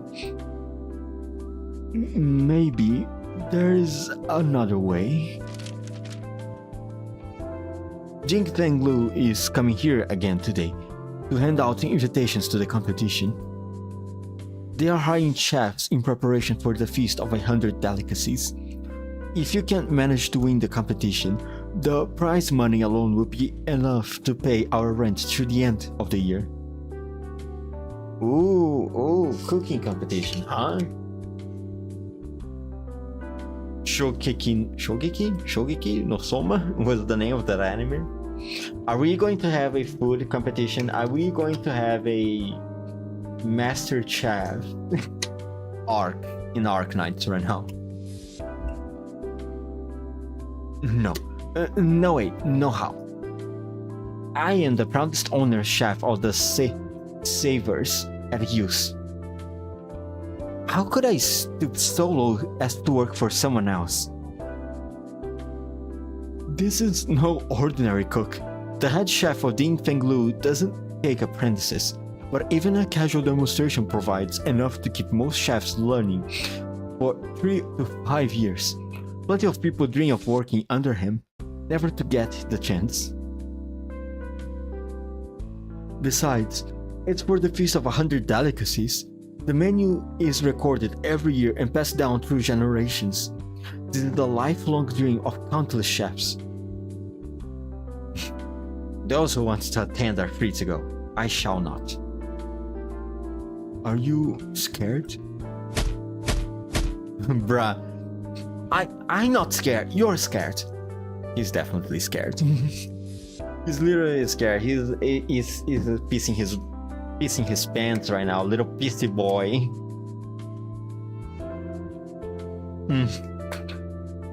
have Feast of 100 What?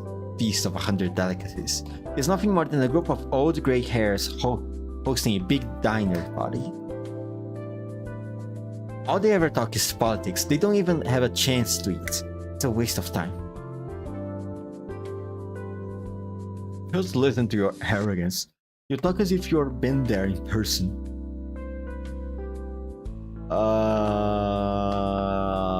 About that.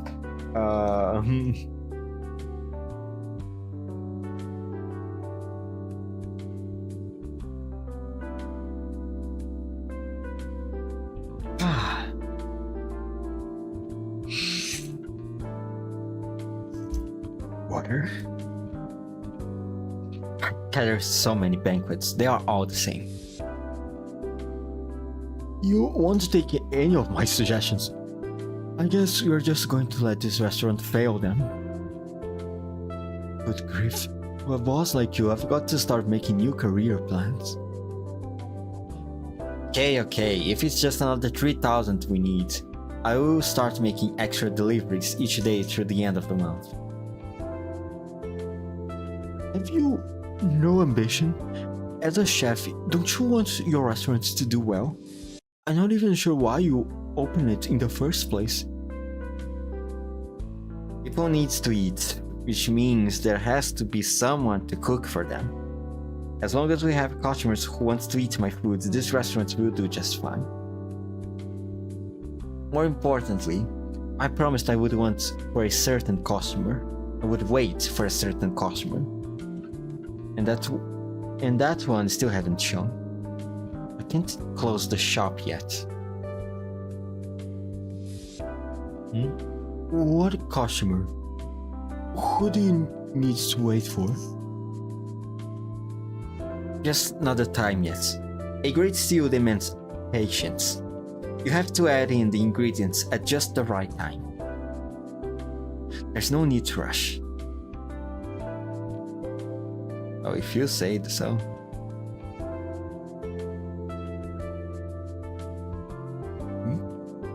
What's this thing? I can't get any channels. I want to watch the news. Hey, you're back. Indeed. What have you learned? I brought some food for you. I found a new restaurant today. The kitchen stinks to high heaven, but the cooking is pretty solid. Oh, right. There's one other thing. Today I found this snack that my dad once sent me a long time ago.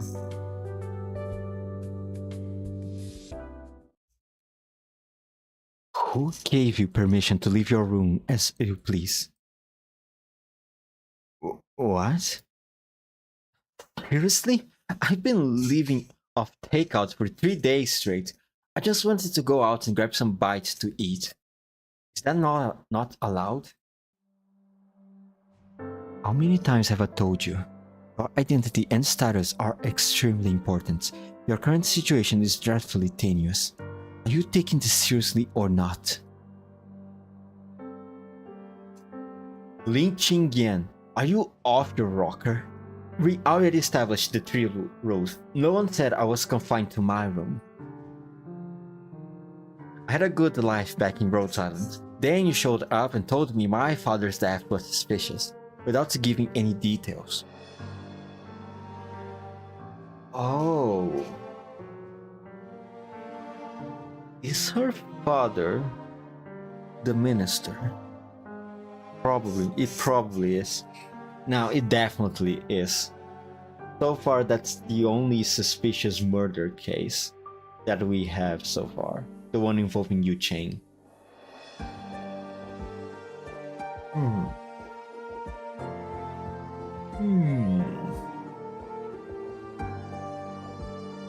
Interesting.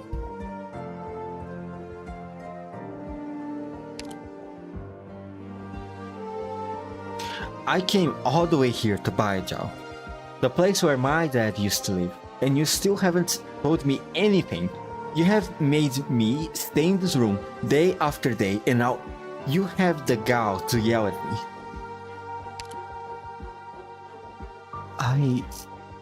That is... Forgive me. I should not have scolded you. The current situation is not as I had anticipated. What situation? Is there anything I can do to help? I don't know. A lot of unexpected things happened in Baijao before we arrived. If you would aid me, then simply do what you can to avoid danger. Understood? As for your father, I just so happened to be handed that case a few years ago.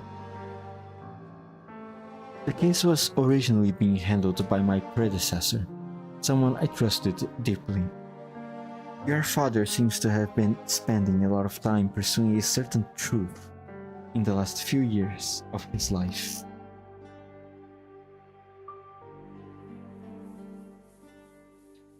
His death was suspicious.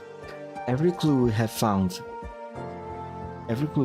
hints that there were larger forces at work there. How large? We don't know for certain, nor can we even hope to guess.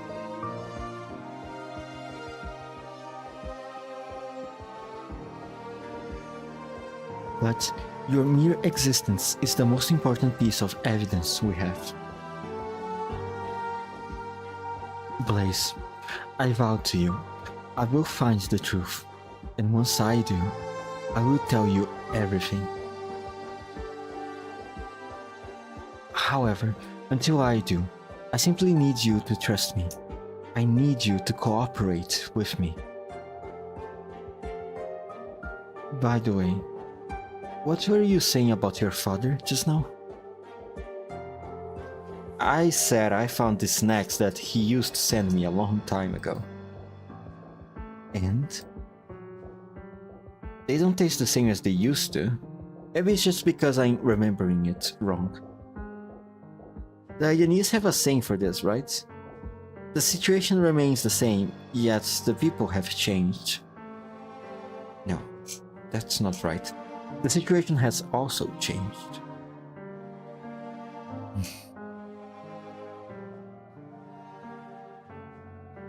Well, a more apt saying would be, times change, and with them, change all things. So much time has passed, it will be very hard for us to find any clues left from back then.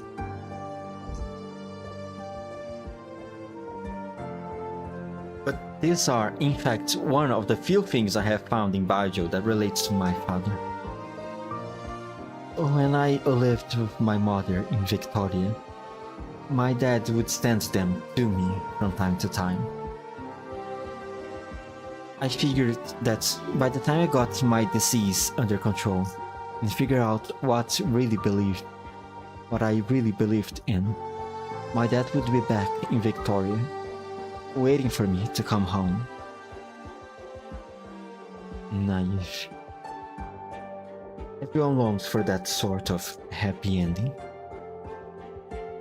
And yet, by the time I found a place that could treat my neuropathy and finish some of the things I had to do with the bunny screw, my dad was gone. Before you came and found me, I always thought my dad's death was an accident. I was sad, but there was nothing I could do about it. But if you're telling me my father was murdered, then that's an entirely different story. I need to learn the truth. I owe that to my father and myself.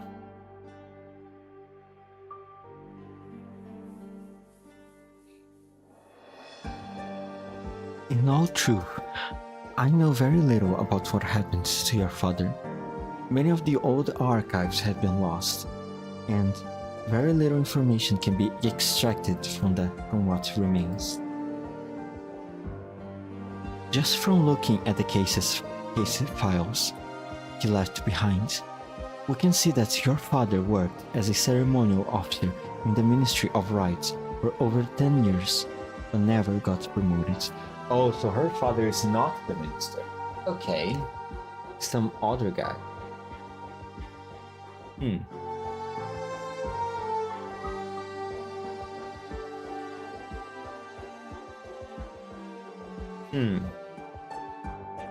Alright.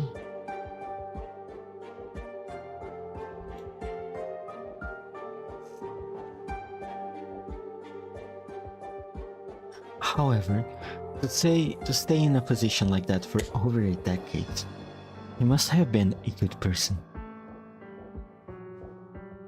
Good people. Good people also die. She walks over to the window, closes her eyes, and rubs her temples. The faraway city lights are shimmery in the twilight. The years of wandering are long over. People today are moving from one stage of life to the next, as the city guides them and runs right behind them. Many boundaries are blurred. Many high walls become thoroughfares. Many hurried footsteps pass over the paving stones. Not everyone is qualified to etch their name into the annals of history.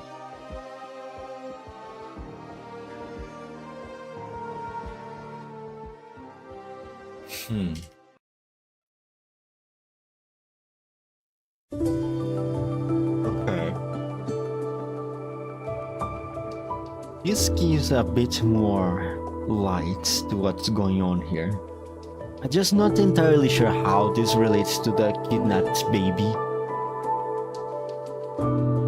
Like at all. One moment I thought it could be young Blaze, but now the more I think about it, the less that would make sense. Because by what I'm listening to, Blaze did spend her life in Victoria. No, wait. Just because she spent her life in Victoria does not mean that she was born in Victoria. Maybe she could have moved to Victoria a few years later. While she's still very young, yes, but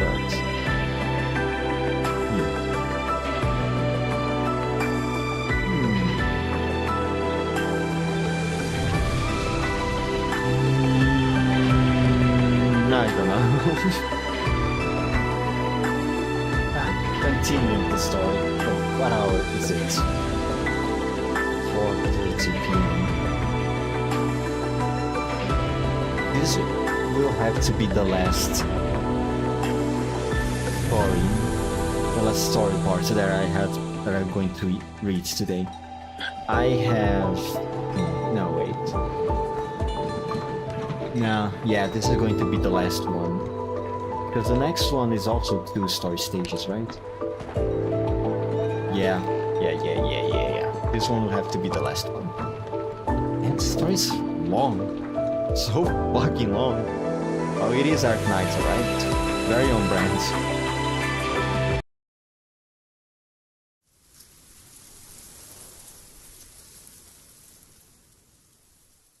No, wait.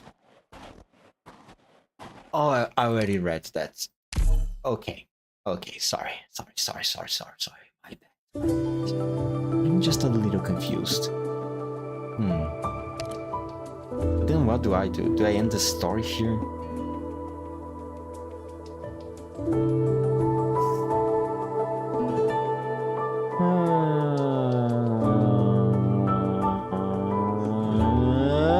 It's a bit risky. It will be a little bit tight on my schedule, but I'm going to push it. OR2 before.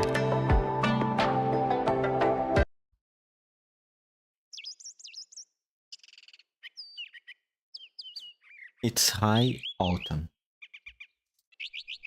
The courtyard is silent. Its long, thick walls prevent outside noise from coming in. It's empty, save for an old persimmon tree leaning against the wall in the shades, with its old crown extending over the top of the wall. No one knows what this old tree has witnessed over the years. We do know that since its planting, it has turned red and green and red again as the seasons have flown by. Each year, bright red, fresh persimmons grow from its branches, and each year, these beautiful fruits wipe away old memories of previous harvests. The old man sits under the tree, sleeping in the shade.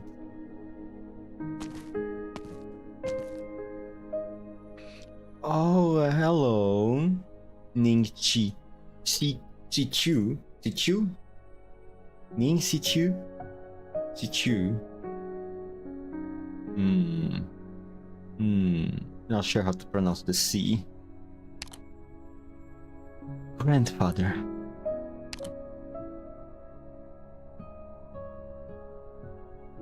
Grandfather? Why? Don't tell me the old man is dead already. Come on now. Man, when old people go to sleep, when you try to wake up old people and they don't wake up, it is a bit scary, isn't it? Especially if they are of a very advanced age. Because there is always, at least for me, this fear that they might be dead in seconds. Maybe I am just a little too paranoid, but still.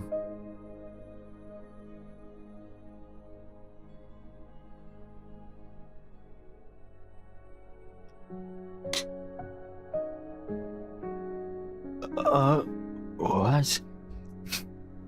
Oof, it's not yet. Oh, it's you. Welcome back, old man. Wait, you're related to the... Huh. Alright. Okay. That's interesting. It's you. You're back. Yes, I got delayed a bit on the way back, but thankfully, I made it in time for the Mid-Autumn Festival.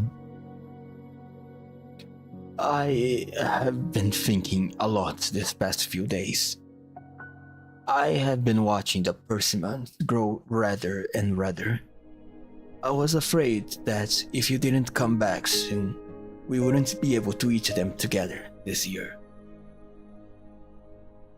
I'm not sure how many more harvests I will live to see. If you had come back any later, you may not have ever seen me here. What a thing to say, old man. Grandfather. Ning Sichu. I don't think I'm pronouncing this correctly, but I think you're going to roll with this. Ning Sichu decides not to crack any jokes. She usually would have done. She looks at the old man closely. He seems to have a few new wrinkles on his forehead this time. The autumn wind blows suddenly, ruffling the old man's hair. We completed our trial of Da Huang's first mobile plates last month. I have finished up my work in the Ministry of Rights for now, so they allowed me 2 weeks vacation. Oh, you have worked really hard. I heard about the going-ons in Da Huang as soon as they happened. I have detailed all my criticisms in my letters. I know you were involved in the disaster relief effort as well. But every Yanese Mandarin is duty-bound to protect the people.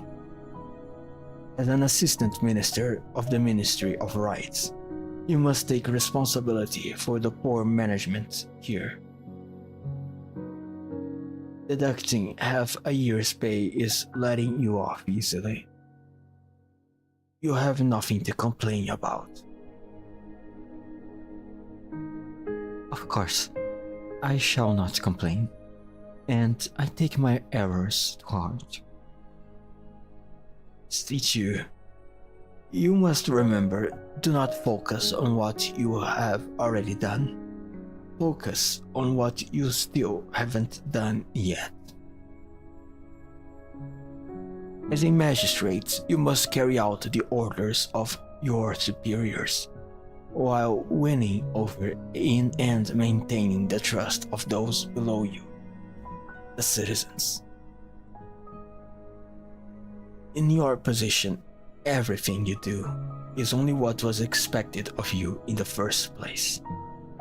However, should you fail in even the slightest of your responsibilities, it would be an unforgivable transgression.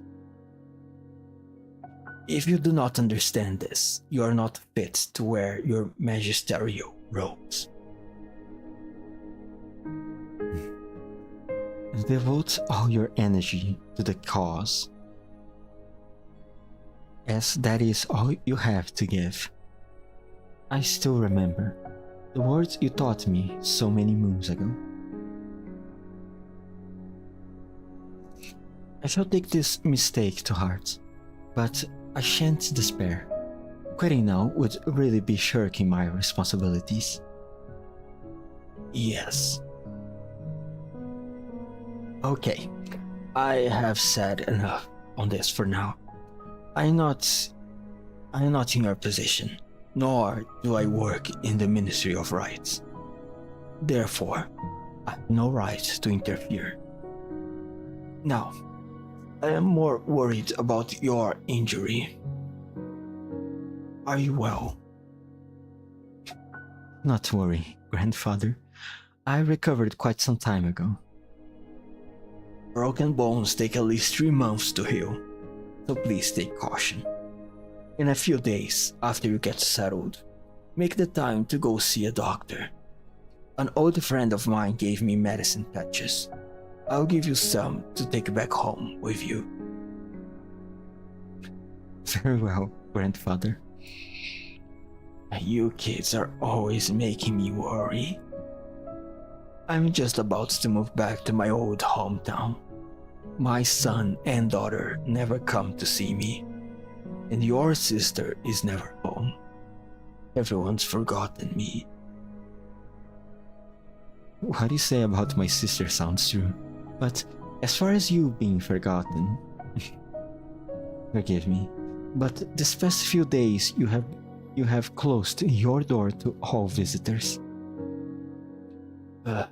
This again? Kids these days. You don't have your priorities straight, do you? I haven't had a single moment of peace in this courtyard since the beginning of last month. The youth today are clever. Dare not knock on my door to offer me wine or tea.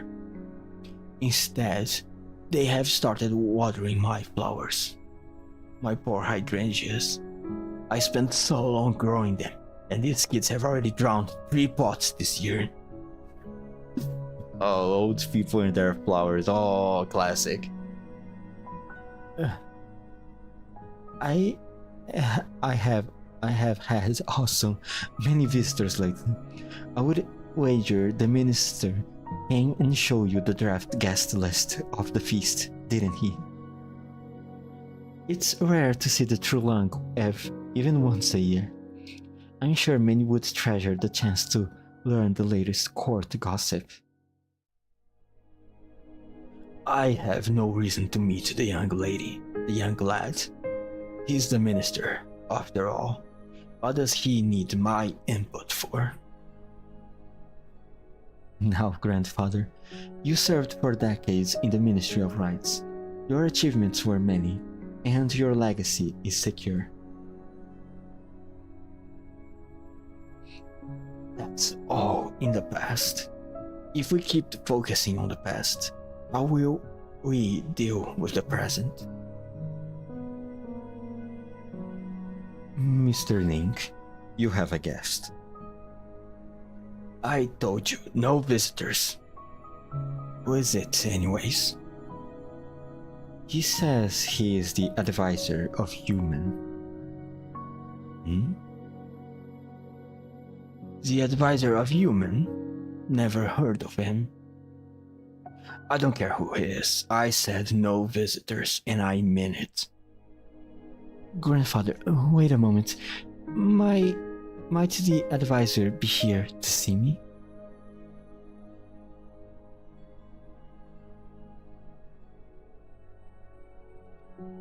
Good sir, our master is not accepting visitors right now. Please come back another time. Ineloquent man. Please tell Ning, your master, that an old friend is here. Chongye. Sir, no offense, but judging by your age, are you sure you're an old friend of Master's? Chongye.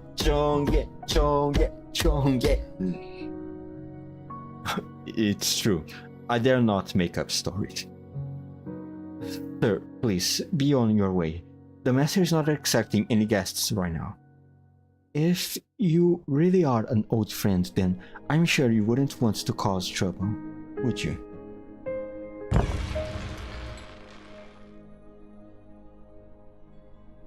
Mr. Liang? Never mind. It's Liang Xun.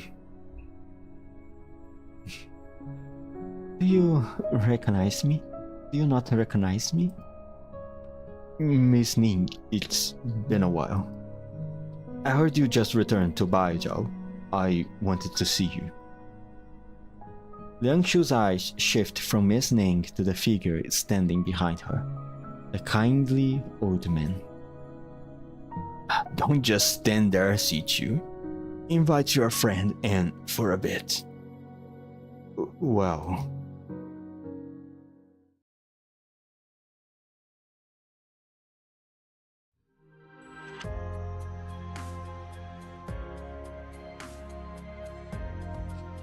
Why the silence? What's the matter? Why isn't anyone eating?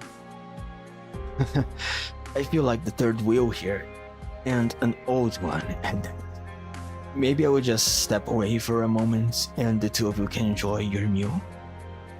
No, you got it all wrong. It is us young kids who are intruding on your magisterial greatness. Grandfather, don't scare him like that. I only kidding. Liang Xun, I assure you. When Sichu was still in Shangshu, she used to write me letters talking about a magistrate there who was both supremely talented and dedicated to his people. Today, I finally got to meet him. When did I... It's my birthday in 3 days. I wasn't planning to go through the trouble of organizing a grand party or anything. So today, eating dinner and chatting with you two youths is how I will celebrate my birthday.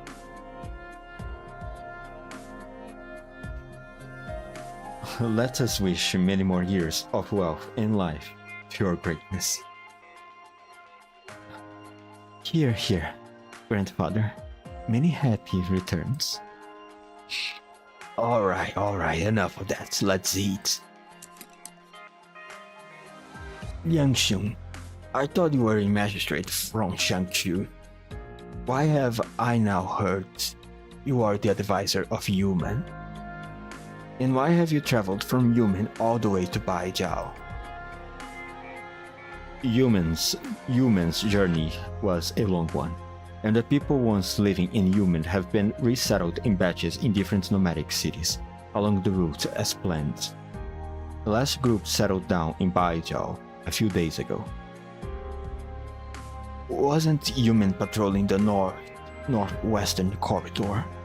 Why did you end up all the way over here in Baijao? Dear grandfather, have you forgotten? Human changed its route at the beginning of this year. The new route it was traveling on took its right to Baijao. As for why Human traveled to Baijao, surely you remember that?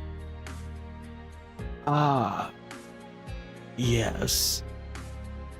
Because of that same old problem again. All those years of fighting and still no resolution. It's been so long since I retired, and sometimes I still hear those voices in my nightmares. It gives me a headache. It's a problem that existed for several millennia now. Sometimes issues resolved with the passage of time. Other times it gets worse. Now I think we need to find a way to solve it. Grandfather, do you have any ideas? Me? Of course not. If I were to try to intervene, people would accuse me of being a dictator. Not necessarily. The minister has been coming to see you every few days or so. He never mentioned this to you? Miss Ning, there are some things which your grandfather must keep private, you know. My granddaughter sure is direct. That's for sure. No matter, I am an ordinary citizen now. I am free to speak as I please without fear of divulging secrets, because I do not know any secrets. As for this matter, however, I must defer to the advice of the young.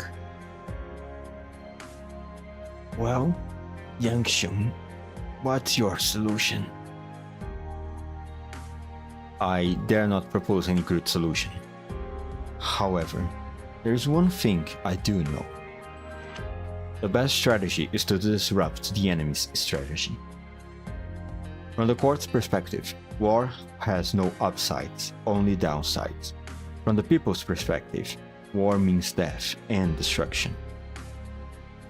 The best strategy is to disrupt your enemy's strategy. That makes sense.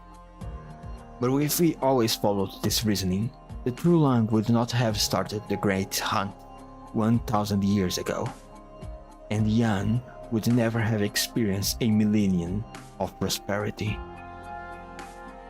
Time changes, and circumstances change. It's hard to compare things across different historical eras. The war 1,000 years ago was called the Great Hunt. But it wasn't only a hunt. It was the Yanese people wrestling their future from the hands of the gods. Retreating, even just a little bit, would have resulted in their extinction. However, things are different now. We are operating from a place of strength. We can and must avoid war at all costs. We cannot allow our soldiers and civilians to suffer any further. Very well said, young man. You are far more skilled than I ever was, that's for sure. Goodness, no. Forgive me for being so bold, your magisterial greatness. You say war should be avoided, and I agree. Well then, surely you have an alternate strategy, right? A way to get the situation under control.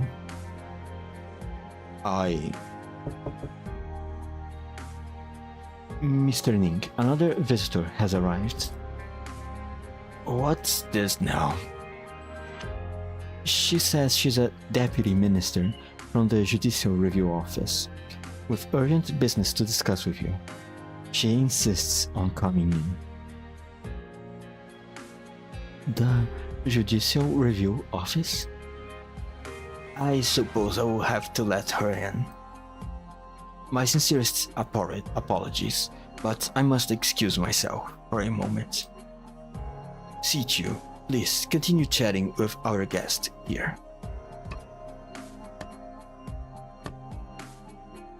A deputy minister? You don't think it's Lin Qingyan, do you? Well, it is. It is Yang Shun. It is. I don't know if you're going to like that or not, but it definitely is.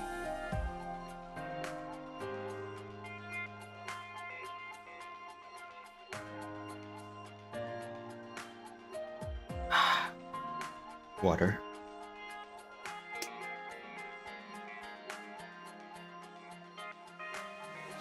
You know her too? Anyone who deals with Jianqi Brioche has at least heard of her. I have heard by Jiang Shan, the Blue Thunder Count, is senior to her Shifu. She is skilled in Lei Fa and solves cases as quickly as lightning. But I'm not sure why she has come to see my grandfather. Please let me know about the baby. The baby. What is the explanation for the baby? You waited until I was asleep and then locked me in this room? Why? I'm not a 3-year-old, you know? Let me out of here. I'm supposed to meet that lady now. Didn't even get to get her contact, so I can't call her. What am I gonna do?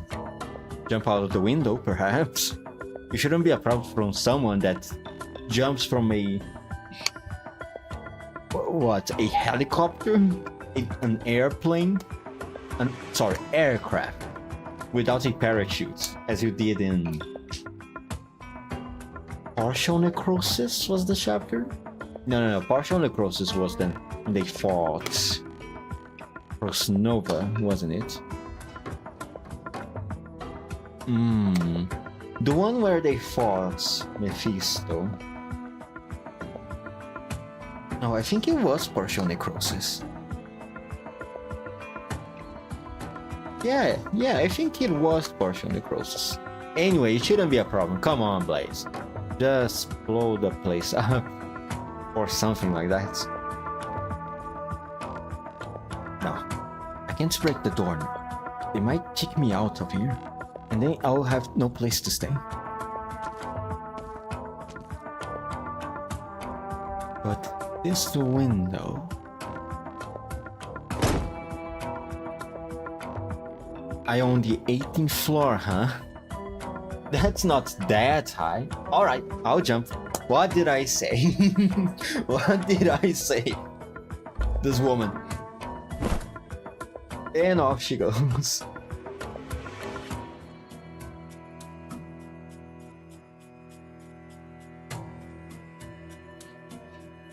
Miss, you have been standing here for ages. Are you going to make a purchase or not? Sir, let me ask you again. This painting here, Springtime in the Garden, is it truly an original work by Xu Zhang? Miss, you can ask anyone around here. They all know my shop only sells authentic goods. I certainly know how to spot a fake painting. Look at the technique, the essence of the painting. Who else but Xu Zhang could have done that? I am not an art expert, but I see a serious anachronism in this painting. Painting. Why they are writing as punting? Painting. Man, the quality. Your star translators needs to do a better job at checking the quality of their job. These grapes and the table here. This particular variety of grapes was not introduced from Gaul into Yan until the year 628. However, this painting is from the year 580. How do you explain that? Oh, come on. That's quite a nitpick, isn't it? You're just trying to bargain down the price, aren't you?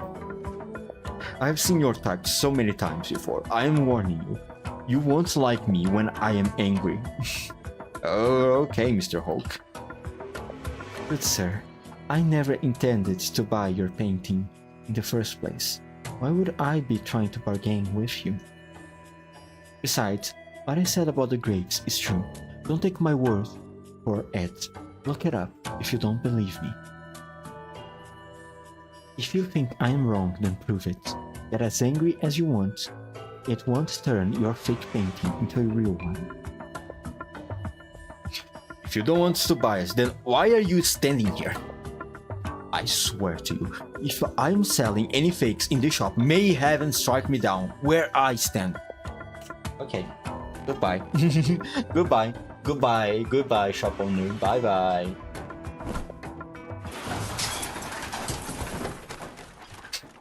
Bruh. Why is there a canopy above the upper floor? But, Blaze, how did you...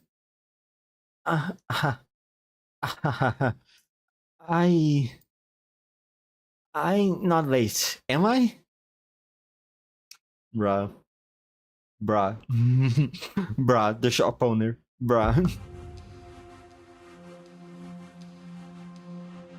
Sorry for making you wait. I have had so many guests visiting lately. Apologies. You are... My name is Ling Qingyan. I am a deputy minister of the Judicial Review Office. I came here to ask you a few questions, Mr. Ning. The Judicial Review Office, you say? I haven't talked to anyone there in many years. I'm not even sure who is in charge there anymore. Is it Yu Cheng? Oh. Yu Cheng? No, I'm afraid you're mistaken. Deputy Minister Yu is no longer working with us. Ah, that's right. Now I remember. One of the Blue Thunder Court's Count Fei Lei Fa students transferred from the Qianqi bureaus to the Judicial Review Office. Well, that must be you. Yes. I heard that Qianqi Bei was transferred back to Bai Jiao a while ago. Yet, he still hasn't come to see me. Not even for some tea or a bite of meat. I guess he doesn't have time for this old retiree. These are extraordinary times we are living in. The Qianxi bureaus must be extremely busy. I will mention it the Count the next time I see him. Sorry for going off a tangent here. Please sit down and have some tea. They sit down in an elegant room that's tastefully decorated and furnished. There seems to be an empty space on the wall where a painting should be hanging. Oh, the one who got... the honey thing.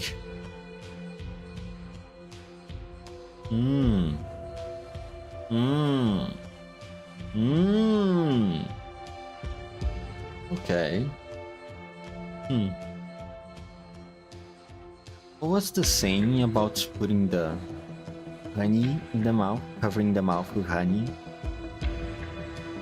That they said in the restaurant? Something about bad words coming out of their mouths or something?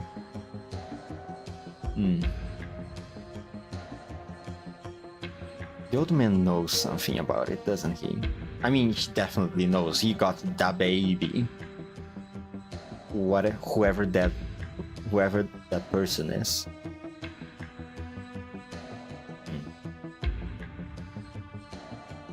Perhaps a reminder to him of some sorts?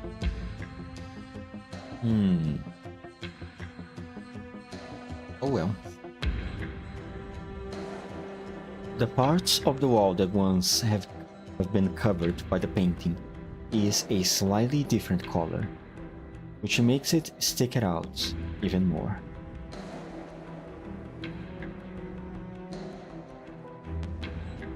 Mr. Ning, the tea is elegant, and so are you. Everything in this room is excellent, but something's missing. A painting, perhaps? Yes, the missing painting is in fact a longevity painting that someone gave me many years ago. Also, isn't it kind of cool? We started just before this scene. We had the scene where Blaze, no, sorry, not Blaze. Our food critic friends over there was discussing about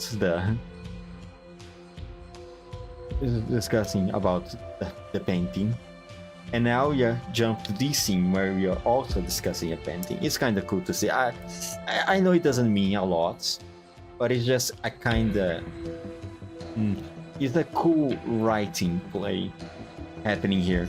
We connected one event to the other by this same points, advancing the storylines. These two parallel storylines. Kinda cool, just. Yeah, whatever. I'm installing.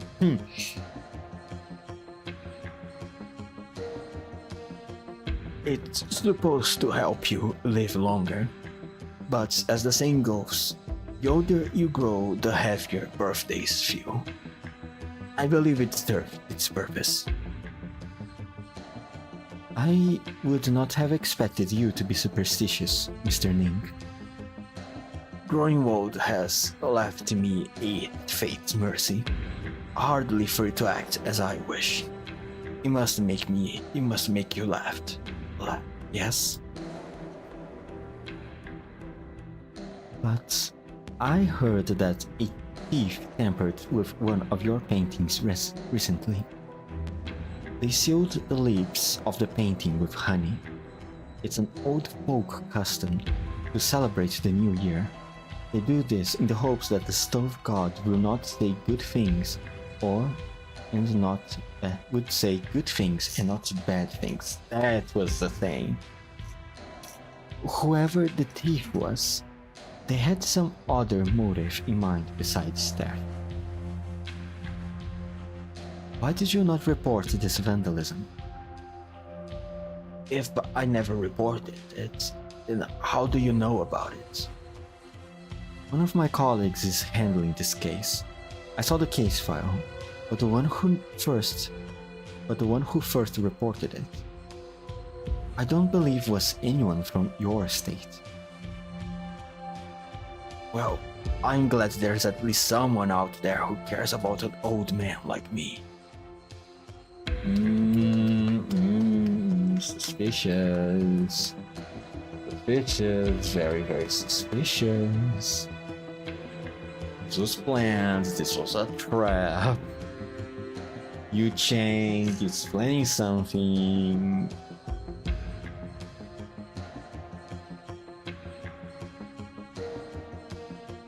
Fuck.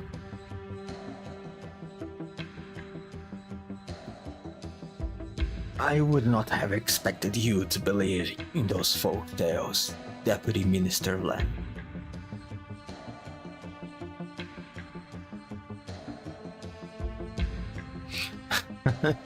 I am a mere citizen. You, on the other hand, are a Mandarin, and your time is valuable. You came here today to ask me something. Just go ahead and ask me directly, please.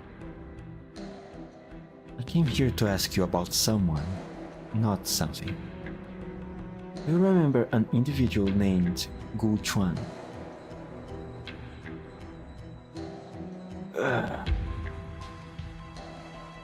10 years ago, Gu Chuan accompanied some Yanese dignitaries on an official visit to Victoria. They encounter a catastrophe, a blizzard, along the way, and poor Gu drowned in a river. Have you any memory of that, Mr. Ning? Yes, how could I forget? I believe it was December. It definitely happened in the winter. By the time the news reached Bai Zhao, it was almost the new year. I remember the messenger told us that after the storm came in, the envoys got trapped on the mountain. Gu Chuan stayed at the back of the line, helping shepherd everyone else across the river. In the end, he's the one who ended up falling in. Inside the river must have been freezing cold. It looks like that incident made quite an impact on you. Gu Chuan was a very good worker. He served the ministry very well. He was very well read and had excellent calligraphy. It's a pity he had no family. The only remnant of him is a cenotaph and cemetery of the virtuous. Every year, the Ministry of Rights sends someone to tend it and pay their respects. No family? He never told about his daughter. Look at me, blathering on again. Well, anyway, why do you mention Gu Chuan? A Yuanese diplomat dying in a foreign country. This is a major international incident. According to the laws of Yan, both Yam and the other country must send experts to conduct a joint investigation and compile a final report. Can the laws of Yan really be applied to a foreign country like this? Like, as she said, both Yam and the other country must send experts. Do they really have that authority? I don't think so.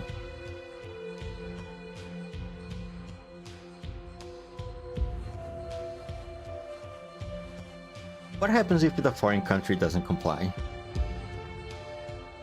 Would they get punished or something?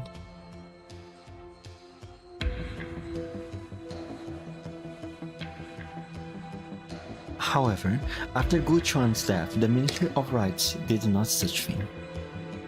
Even more startling is that the Judicial Review Office's records of the case are remarkably sparse.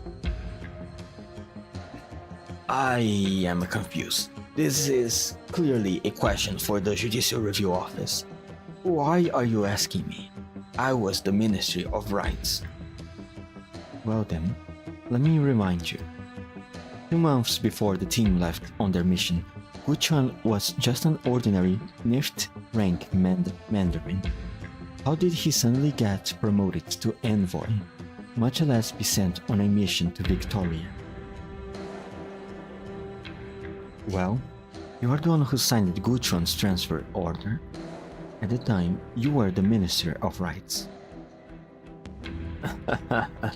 Now I understand.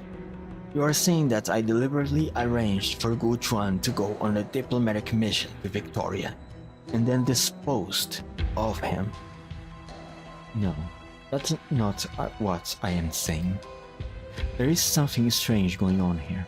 I intend to solve the cases one by one, and I humbly ask for your guidance, Mr. Ning. Since you're so curious about all this, why not ask me a few more pointed questions? Do you think it's odd that I, as a former Ministry of Rights, would trouble myself over a mere nymph rank ceremonial officer? Are you implying perhaps that he discovered some unspeakable secrets about me? So, you are just here to ask me about a 10-year-old case?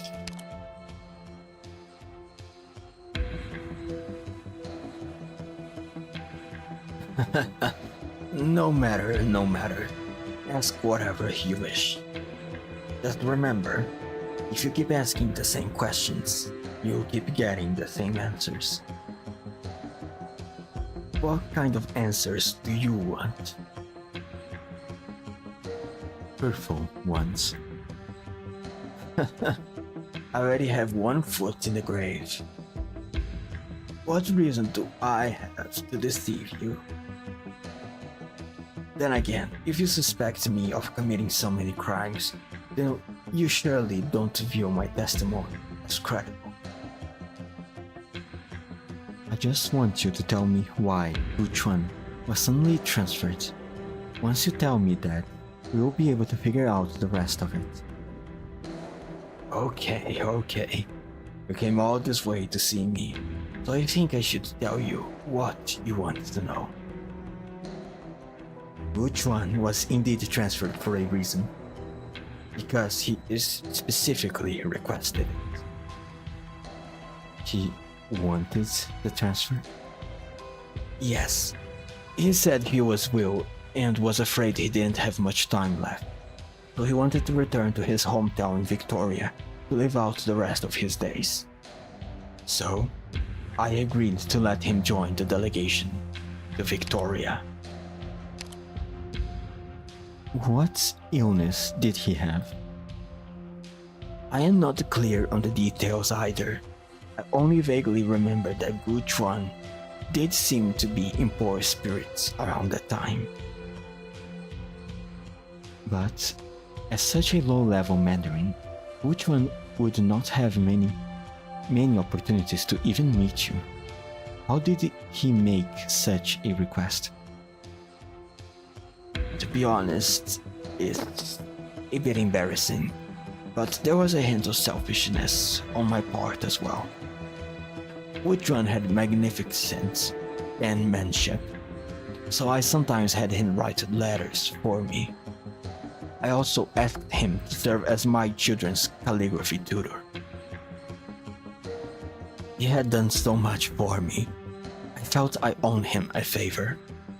Besides, I did not feel his request stemmed from greed. That's all there is to say about Guchuan's transfer. Do you have any other questions for me? Since I have heard it directly from you, I will take that you're saying at face value. What you're saying is at face value. However, I disagree with one thing you said. What? Anyone who wants to know the truth, be they a Mandarin or a citizen, ordinary citizen, does not need a special reason for doing so.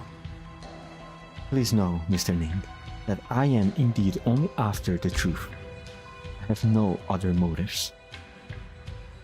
Now, I shall take my leave, sir. Good day, madam.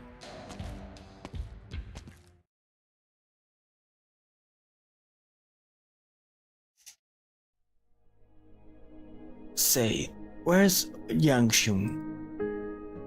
It's rather late, grandfather. I saw the young man out many hours ago. My word, you invited him in to have dinner, and then you had him wait there forever. This a poor way to treat a guest. Yes, where are my manners? Tell him I apologize, and please let him know that he's welcome to come back anytime.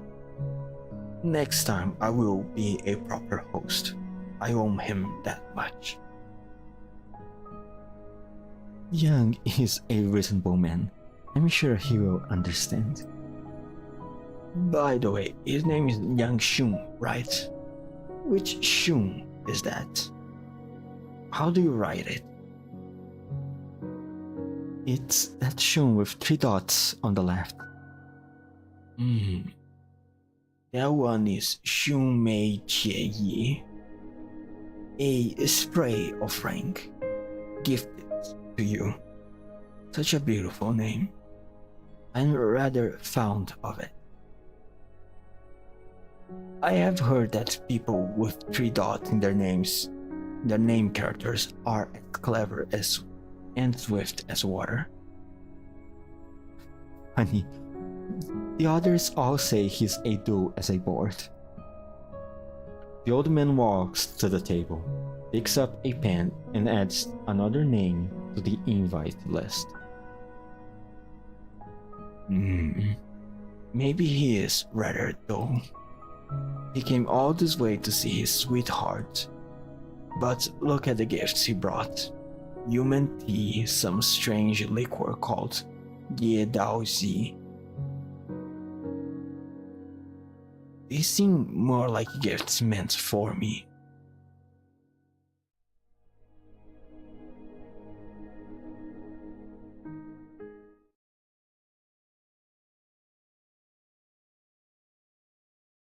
Ling Qingyan. Wait. Who's there? Ling Qingyan gets a strange feeling she's rarely felt before. A woman with a sword advances to within a zang of Ling Qingyan, yet she doesn't even notice her. Until she is standing right in front of her. I'm going to assume that a zang is some type of measure. Just like how Americans have their dumb measurement units. Oh, you're new? Who are you? Your uniform? You are an Imperial Guard? Oh no. Ling Qingyan, I think you're in trouble. I think you're in very, very big trouble.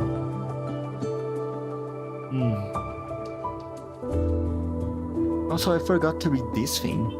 Give the stove god malt sugar candy on the 23rd of the 12th lunar month, though he reports only the good things when he goes back to heaven.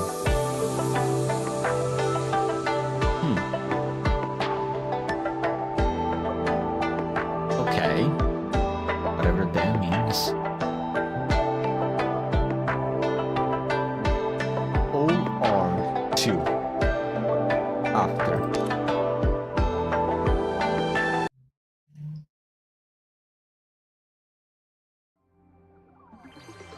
Oh, back to these two. Xingzhu, that's her name. I need to remember. I have such a trouble remembering Chinese names because their pronunciations and the way that they are written is not, it's not similar at all with my native language, and neither with English, neither Japanese also. So it's quite hard for me to remember them. Please, what do you think of this one? Not bad. What I mean is, do these tangerine cakes taste like the ones you remember? Well, not exactly. They're still not as sweet as the ones I had before. They also don't have quite the same mouthfeel. That's strange.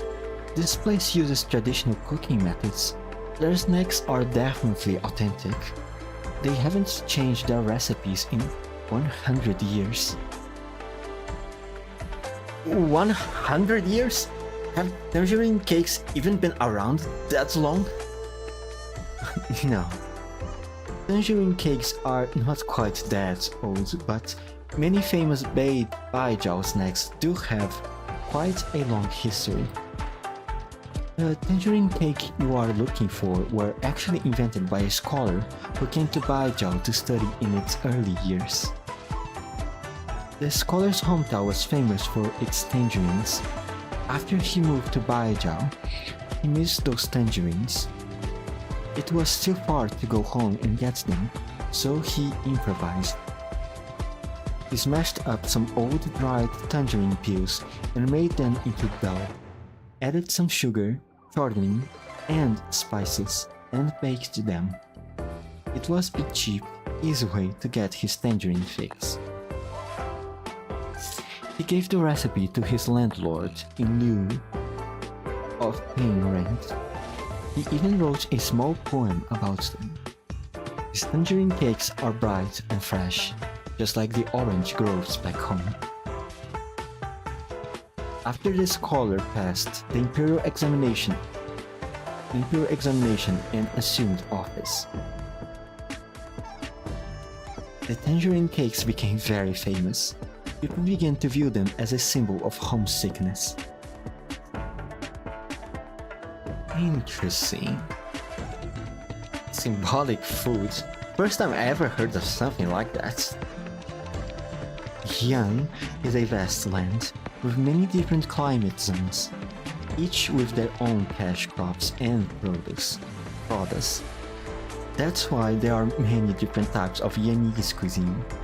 You can trace all of Yan's history through its foods. For example, Yan's 4 major cuisine match up with its 4 great restaurants, which predate Baijiao's transformation into a nomadic city. Cities develop, but flavors remain. It would be odd to find any snack within its own bit of history behind.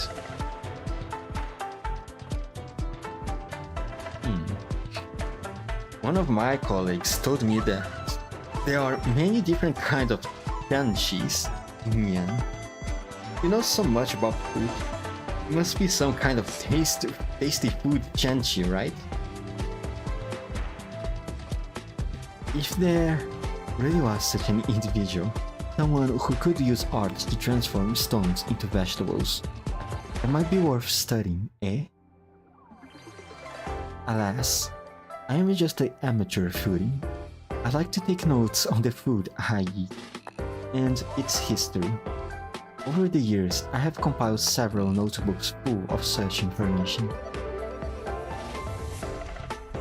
To put it another way, Blaze, if there really were a better recipe for tangerine cakes out there, surely someone here would know about it. I'm telling you, the one I had when I was younger, they were sweeter and just better. That really is rather odd. Traditional tangerine cakes emphasize the fresh essence of the tangerines, not the taste of their pulp.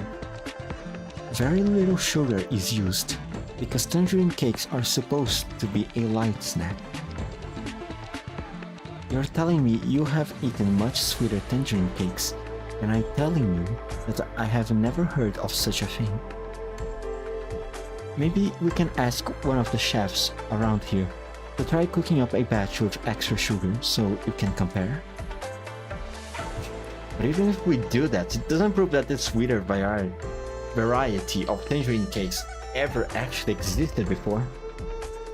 What I want to know is, how did the taste of these tangerine cakes change during their journey from Beijing to Victoria? I'm sure there's a story there somewhere. It seems you're just as much of a foodie as I am. I was afraid you would get tired of traipsing off to all these restaurants. You're the guides, you lead, I follow. Alright then, let's keep looking. My word, look at the time. We should have lunch first. Lunch? Yes, it's lunchtime. Couldn't we have some lunch? But I just finished eating snacks from five different restaurants. Snacks are snacks, but lunch is lunch. You must have a proper lunch, you know. I don't think my tummy has any more room for lunch. I know one restaurant that I can guarantee won't make your tummy ache. We'll give it a try. You're the foodie here, so I and my stomach trust you. What's wrong? I feel like we are being followed.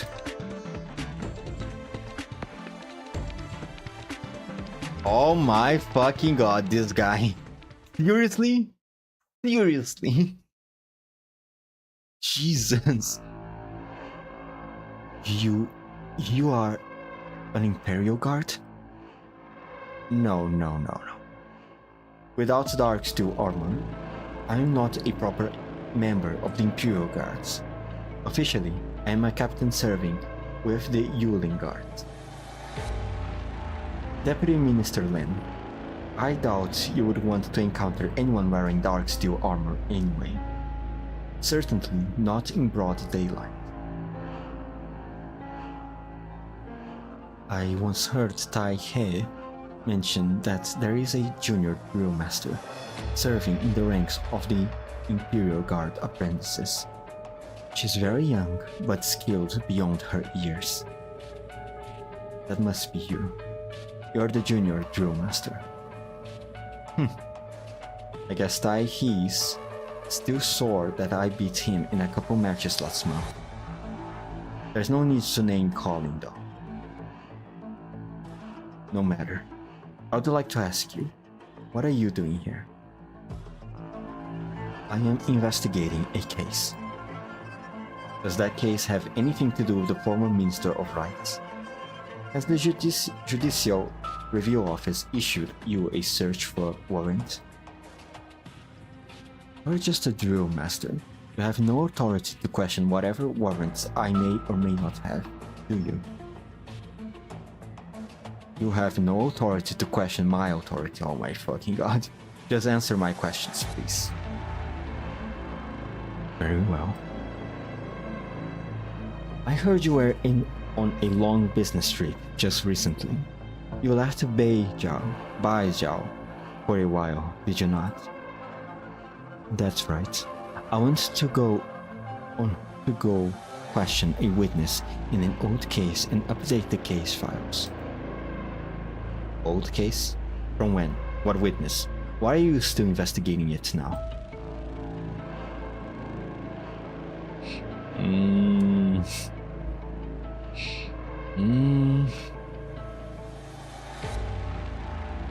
I don't understand your line of questioning. If the Yuling Guards want to investigate the Judicial Review Office, I will go submit the necessary documentation immediately. If that still isn't enough for you, I can have the Minister of the Judicial Review Office report to the Yuling Guards for questioning. My questions have nothing to do with the Judicial Review Office. They only concern you, Deputy Minister Lin. So you went to investigate an old case. What did you learn? Too much time has passed, so the trail has gone cold. I didn't learn anything. Nothing? Really? Are you sure? This woman. Nothing. Alright, I believe you. However, remember that you are speaking to the Yuling Guards here. Your answers carry great weight. Very good. I'm done discussing official business for you. For now. So, you still have some personal business you wish to discuss?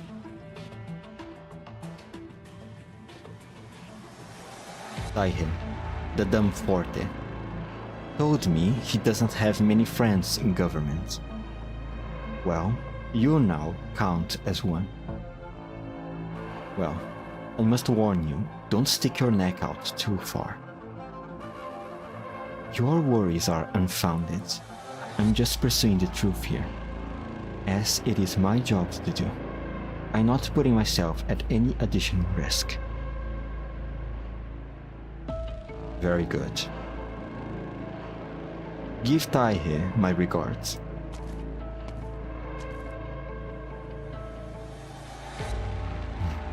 You're questioning why I'm here. Well, why are the Yuling Guards here? Their presence here, I think, is proof that I am on the right track.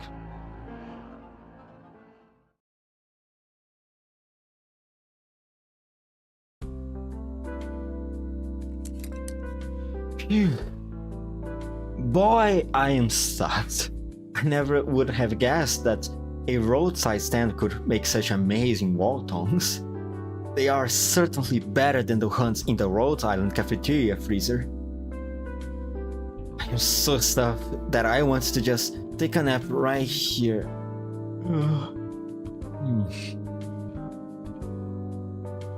After eating all the greasy street food, a nice hearty bowl of wontons is the perfect thing to settle your stomach.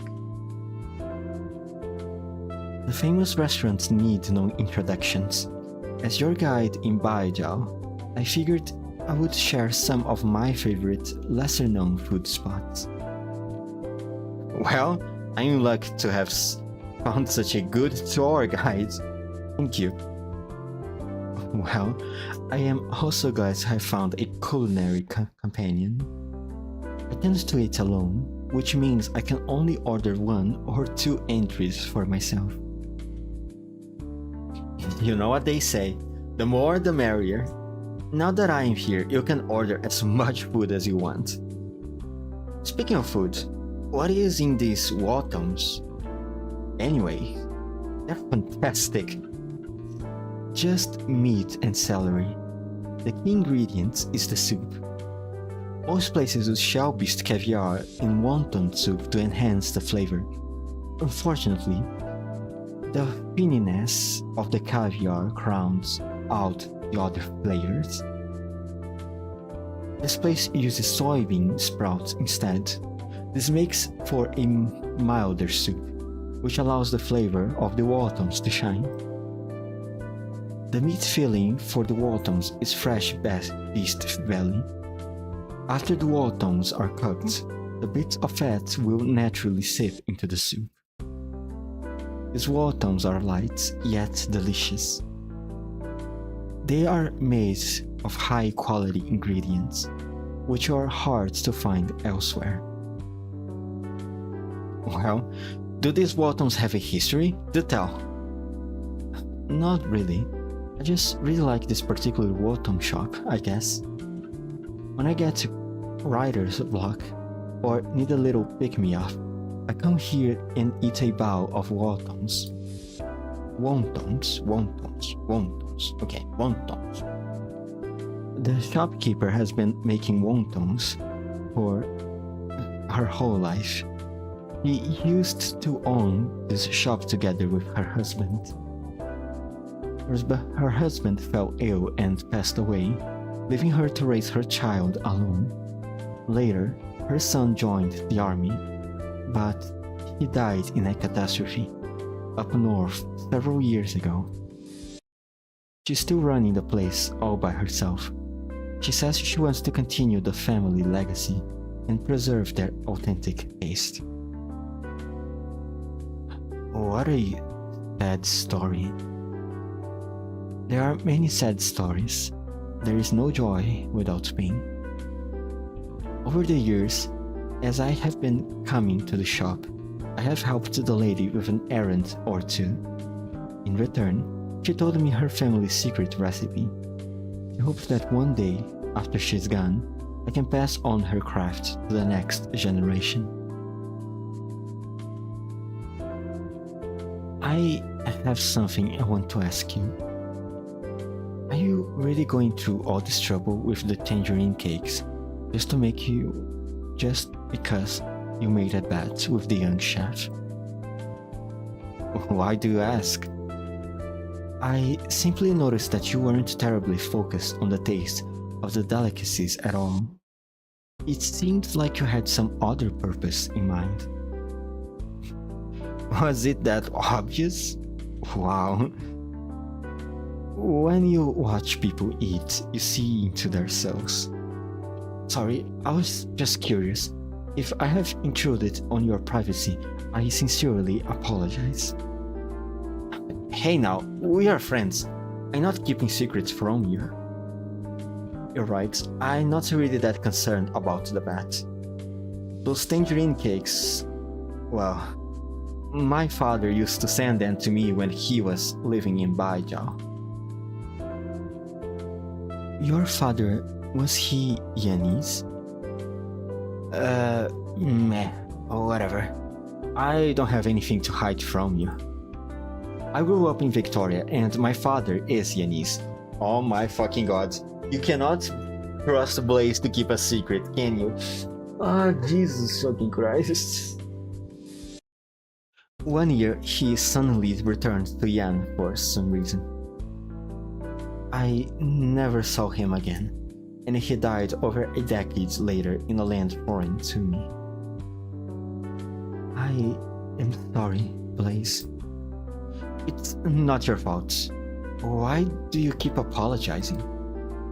I didn't think much about it at first, but yesterday when you mentioned it that sweet tangerine cakes are unusual, I thought someone who knows how to make those cakes might have also known my dad. Your dad was also... He was also what? Oh, nothing. Well, I promise you that I will do everything in my power to help you find out the truth about your father.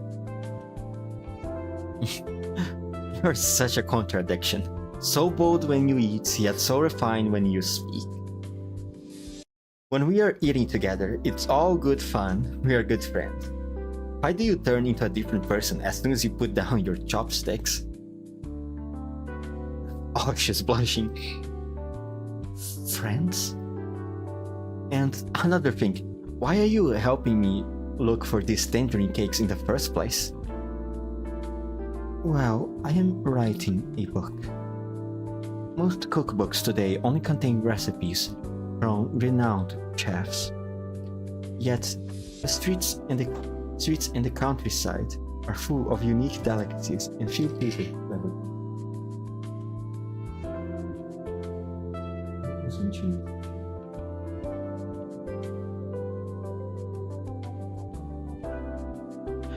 I hope to collect all these recipes into a book. Perhaps years later, people will read this book and learn from Baijiao's unique cuisine. It's just a silly dream of mine, is all. And also... What? I think I'll keep that secret for now. Oh, at least it's good that Blaze is making friends, I guess. But I really wish she was able to keep her mouth shut. Well, as long as we are out here, you might as well take me to a few more places, yeah? Sure. Where do you want to go? Let me see. This letter mentions the Virtual Bookstore, the Humble Garden, and the Baijiao Academy. Hey, what does this word mean? Can you let me have a look? Is this a letter? Why is it so greasy? I didn't do that. It was like that when I opened it. I don't know what my dad was doing when he wrote it. So these are all letters that your father wrote to you? Yes, the few that I managed to save. Strange. This is stationery. It's... What is it? Nothing. It's just that most of the places mentioned in this letter no longer exist. Huh? But it was only written a decade ago. For Baijiao, a decade is enough for the whole city to change. Have you noticed that anything has changed since arriving Baijiao? Well, aside from the food, there are all these energy poles all over the place. It seems like kind of a waste. It may seem wasteful, but in fact, we have no other choice. The city of Baijiao was founded a long time ago. At the time, Yan had just experienced a great war, and the country was in dire straits. However, Suddenly, an extremely rich Originian vein was discovered right next to the ruins of a battlefield. Wow, what impeccable timing. You Yanis sure are lucky. No, it wasn't lucky at all. The Originian vein was rich. Too rich. It attracted too many Originian particles in one place, which eventually led to a catastrophe. Basically, not only was it difficult to mine, but it also created a vast stretch of land that was prone to catastrophes, and there was nothing the Yanis could do about it. That is, until one of the Chanshis had an idea. They could build a city right on top of the Originian vein. City infrastructure would deplete the excess Originian energy, preventing further catastrophes. Building a city on top of Originian mine? That sounds like a recipe for disaster. It was indeed an extremely dangerous undertaking. However, the True Lung decided to go ahead with it. And that's how Baijiao was founded. How did they do it? I can't even imagine. Honestly, I am not totally sure either. In all the Yanis history books, there is only a single passage that talks about that period. Skilled individuals were sent to the disaster zone, and after 53 years of effort, a city was built and established as the capital. The city was named Baijiao, with the hope of tending all cooking stoves under heaven. As for the more advanced technical details, you would probably have to look at some of the materials from the Chanshu burials. That's beyond my area of expertise. So to this day, the Baijiao government still encourages us to use this energy. Baijiao is constantly changing. That's how these skyscrapers appeared, as well as the numerous nomadic city plates.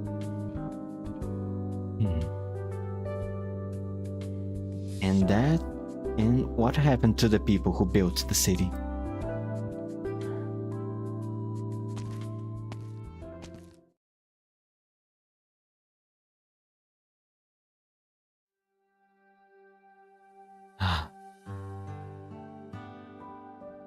Completely stuffed, but I still haven't found the taste I'm looking for. I haven't taken you into every restaurant I know that sells such cakes. Maybe tomorrow we can go look in some of the larger restaurants.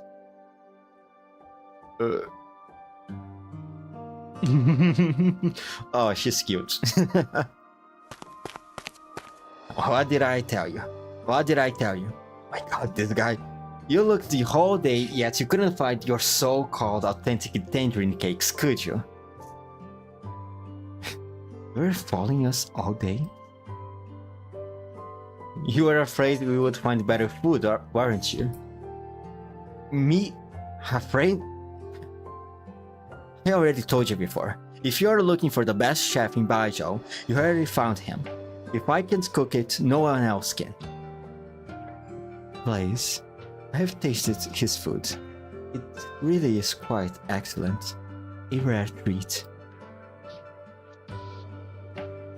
You really know how to flatter me. Besides, you're arguing over the details in how a single pastry is made. How could that possibly be the standard for judging a chef's skill? Still, I can see that you, chef, are still curious about these sweet tangerine cakes that Blaze is talking about. Are you not? Not really. How about this? You two set aside your bet, and we will see where we can find these sweet tangerine cakes. That way, Blaze will find the tangerine cakes she's looking for, and you, chef, will learn a new recipe. Sounds like a delightful arrangement, no? Huh? What? What about my 1 month of free meals? My cooking skills are so superb that no one can match them. But there are other chefs that I respect. If I had to name one in particular, it would be... well, it would be... who? The head chef of Jing Fen Lo, the highest rated of the 4 great restaurants. You mean Mr. Mo Bufu? Everyone in Ding Fen Lo is busy preparing for the feast of 100 delicacies. That means the old man is prepping for his last feast. His last feast? You mean he's retiring? Who knows? That old man's been challenging people left and right lately. Really showing off. What are you waiting for? Let's go. It's not so simple. Chef Mo is quite an important man. He's responsible for the entire feast. We can't bother him with trifling matters such as some tangerine cakes. The girl is clever, but she's only half right. If you really want to go meet him, I have a way. Last month's recipes? No, not in this bucket. Ah, here it is. An invitation to the Ding Feng Lo chef selection? Please, we want to get many opportunities to meet Chef Mu. Then what are we waiting for?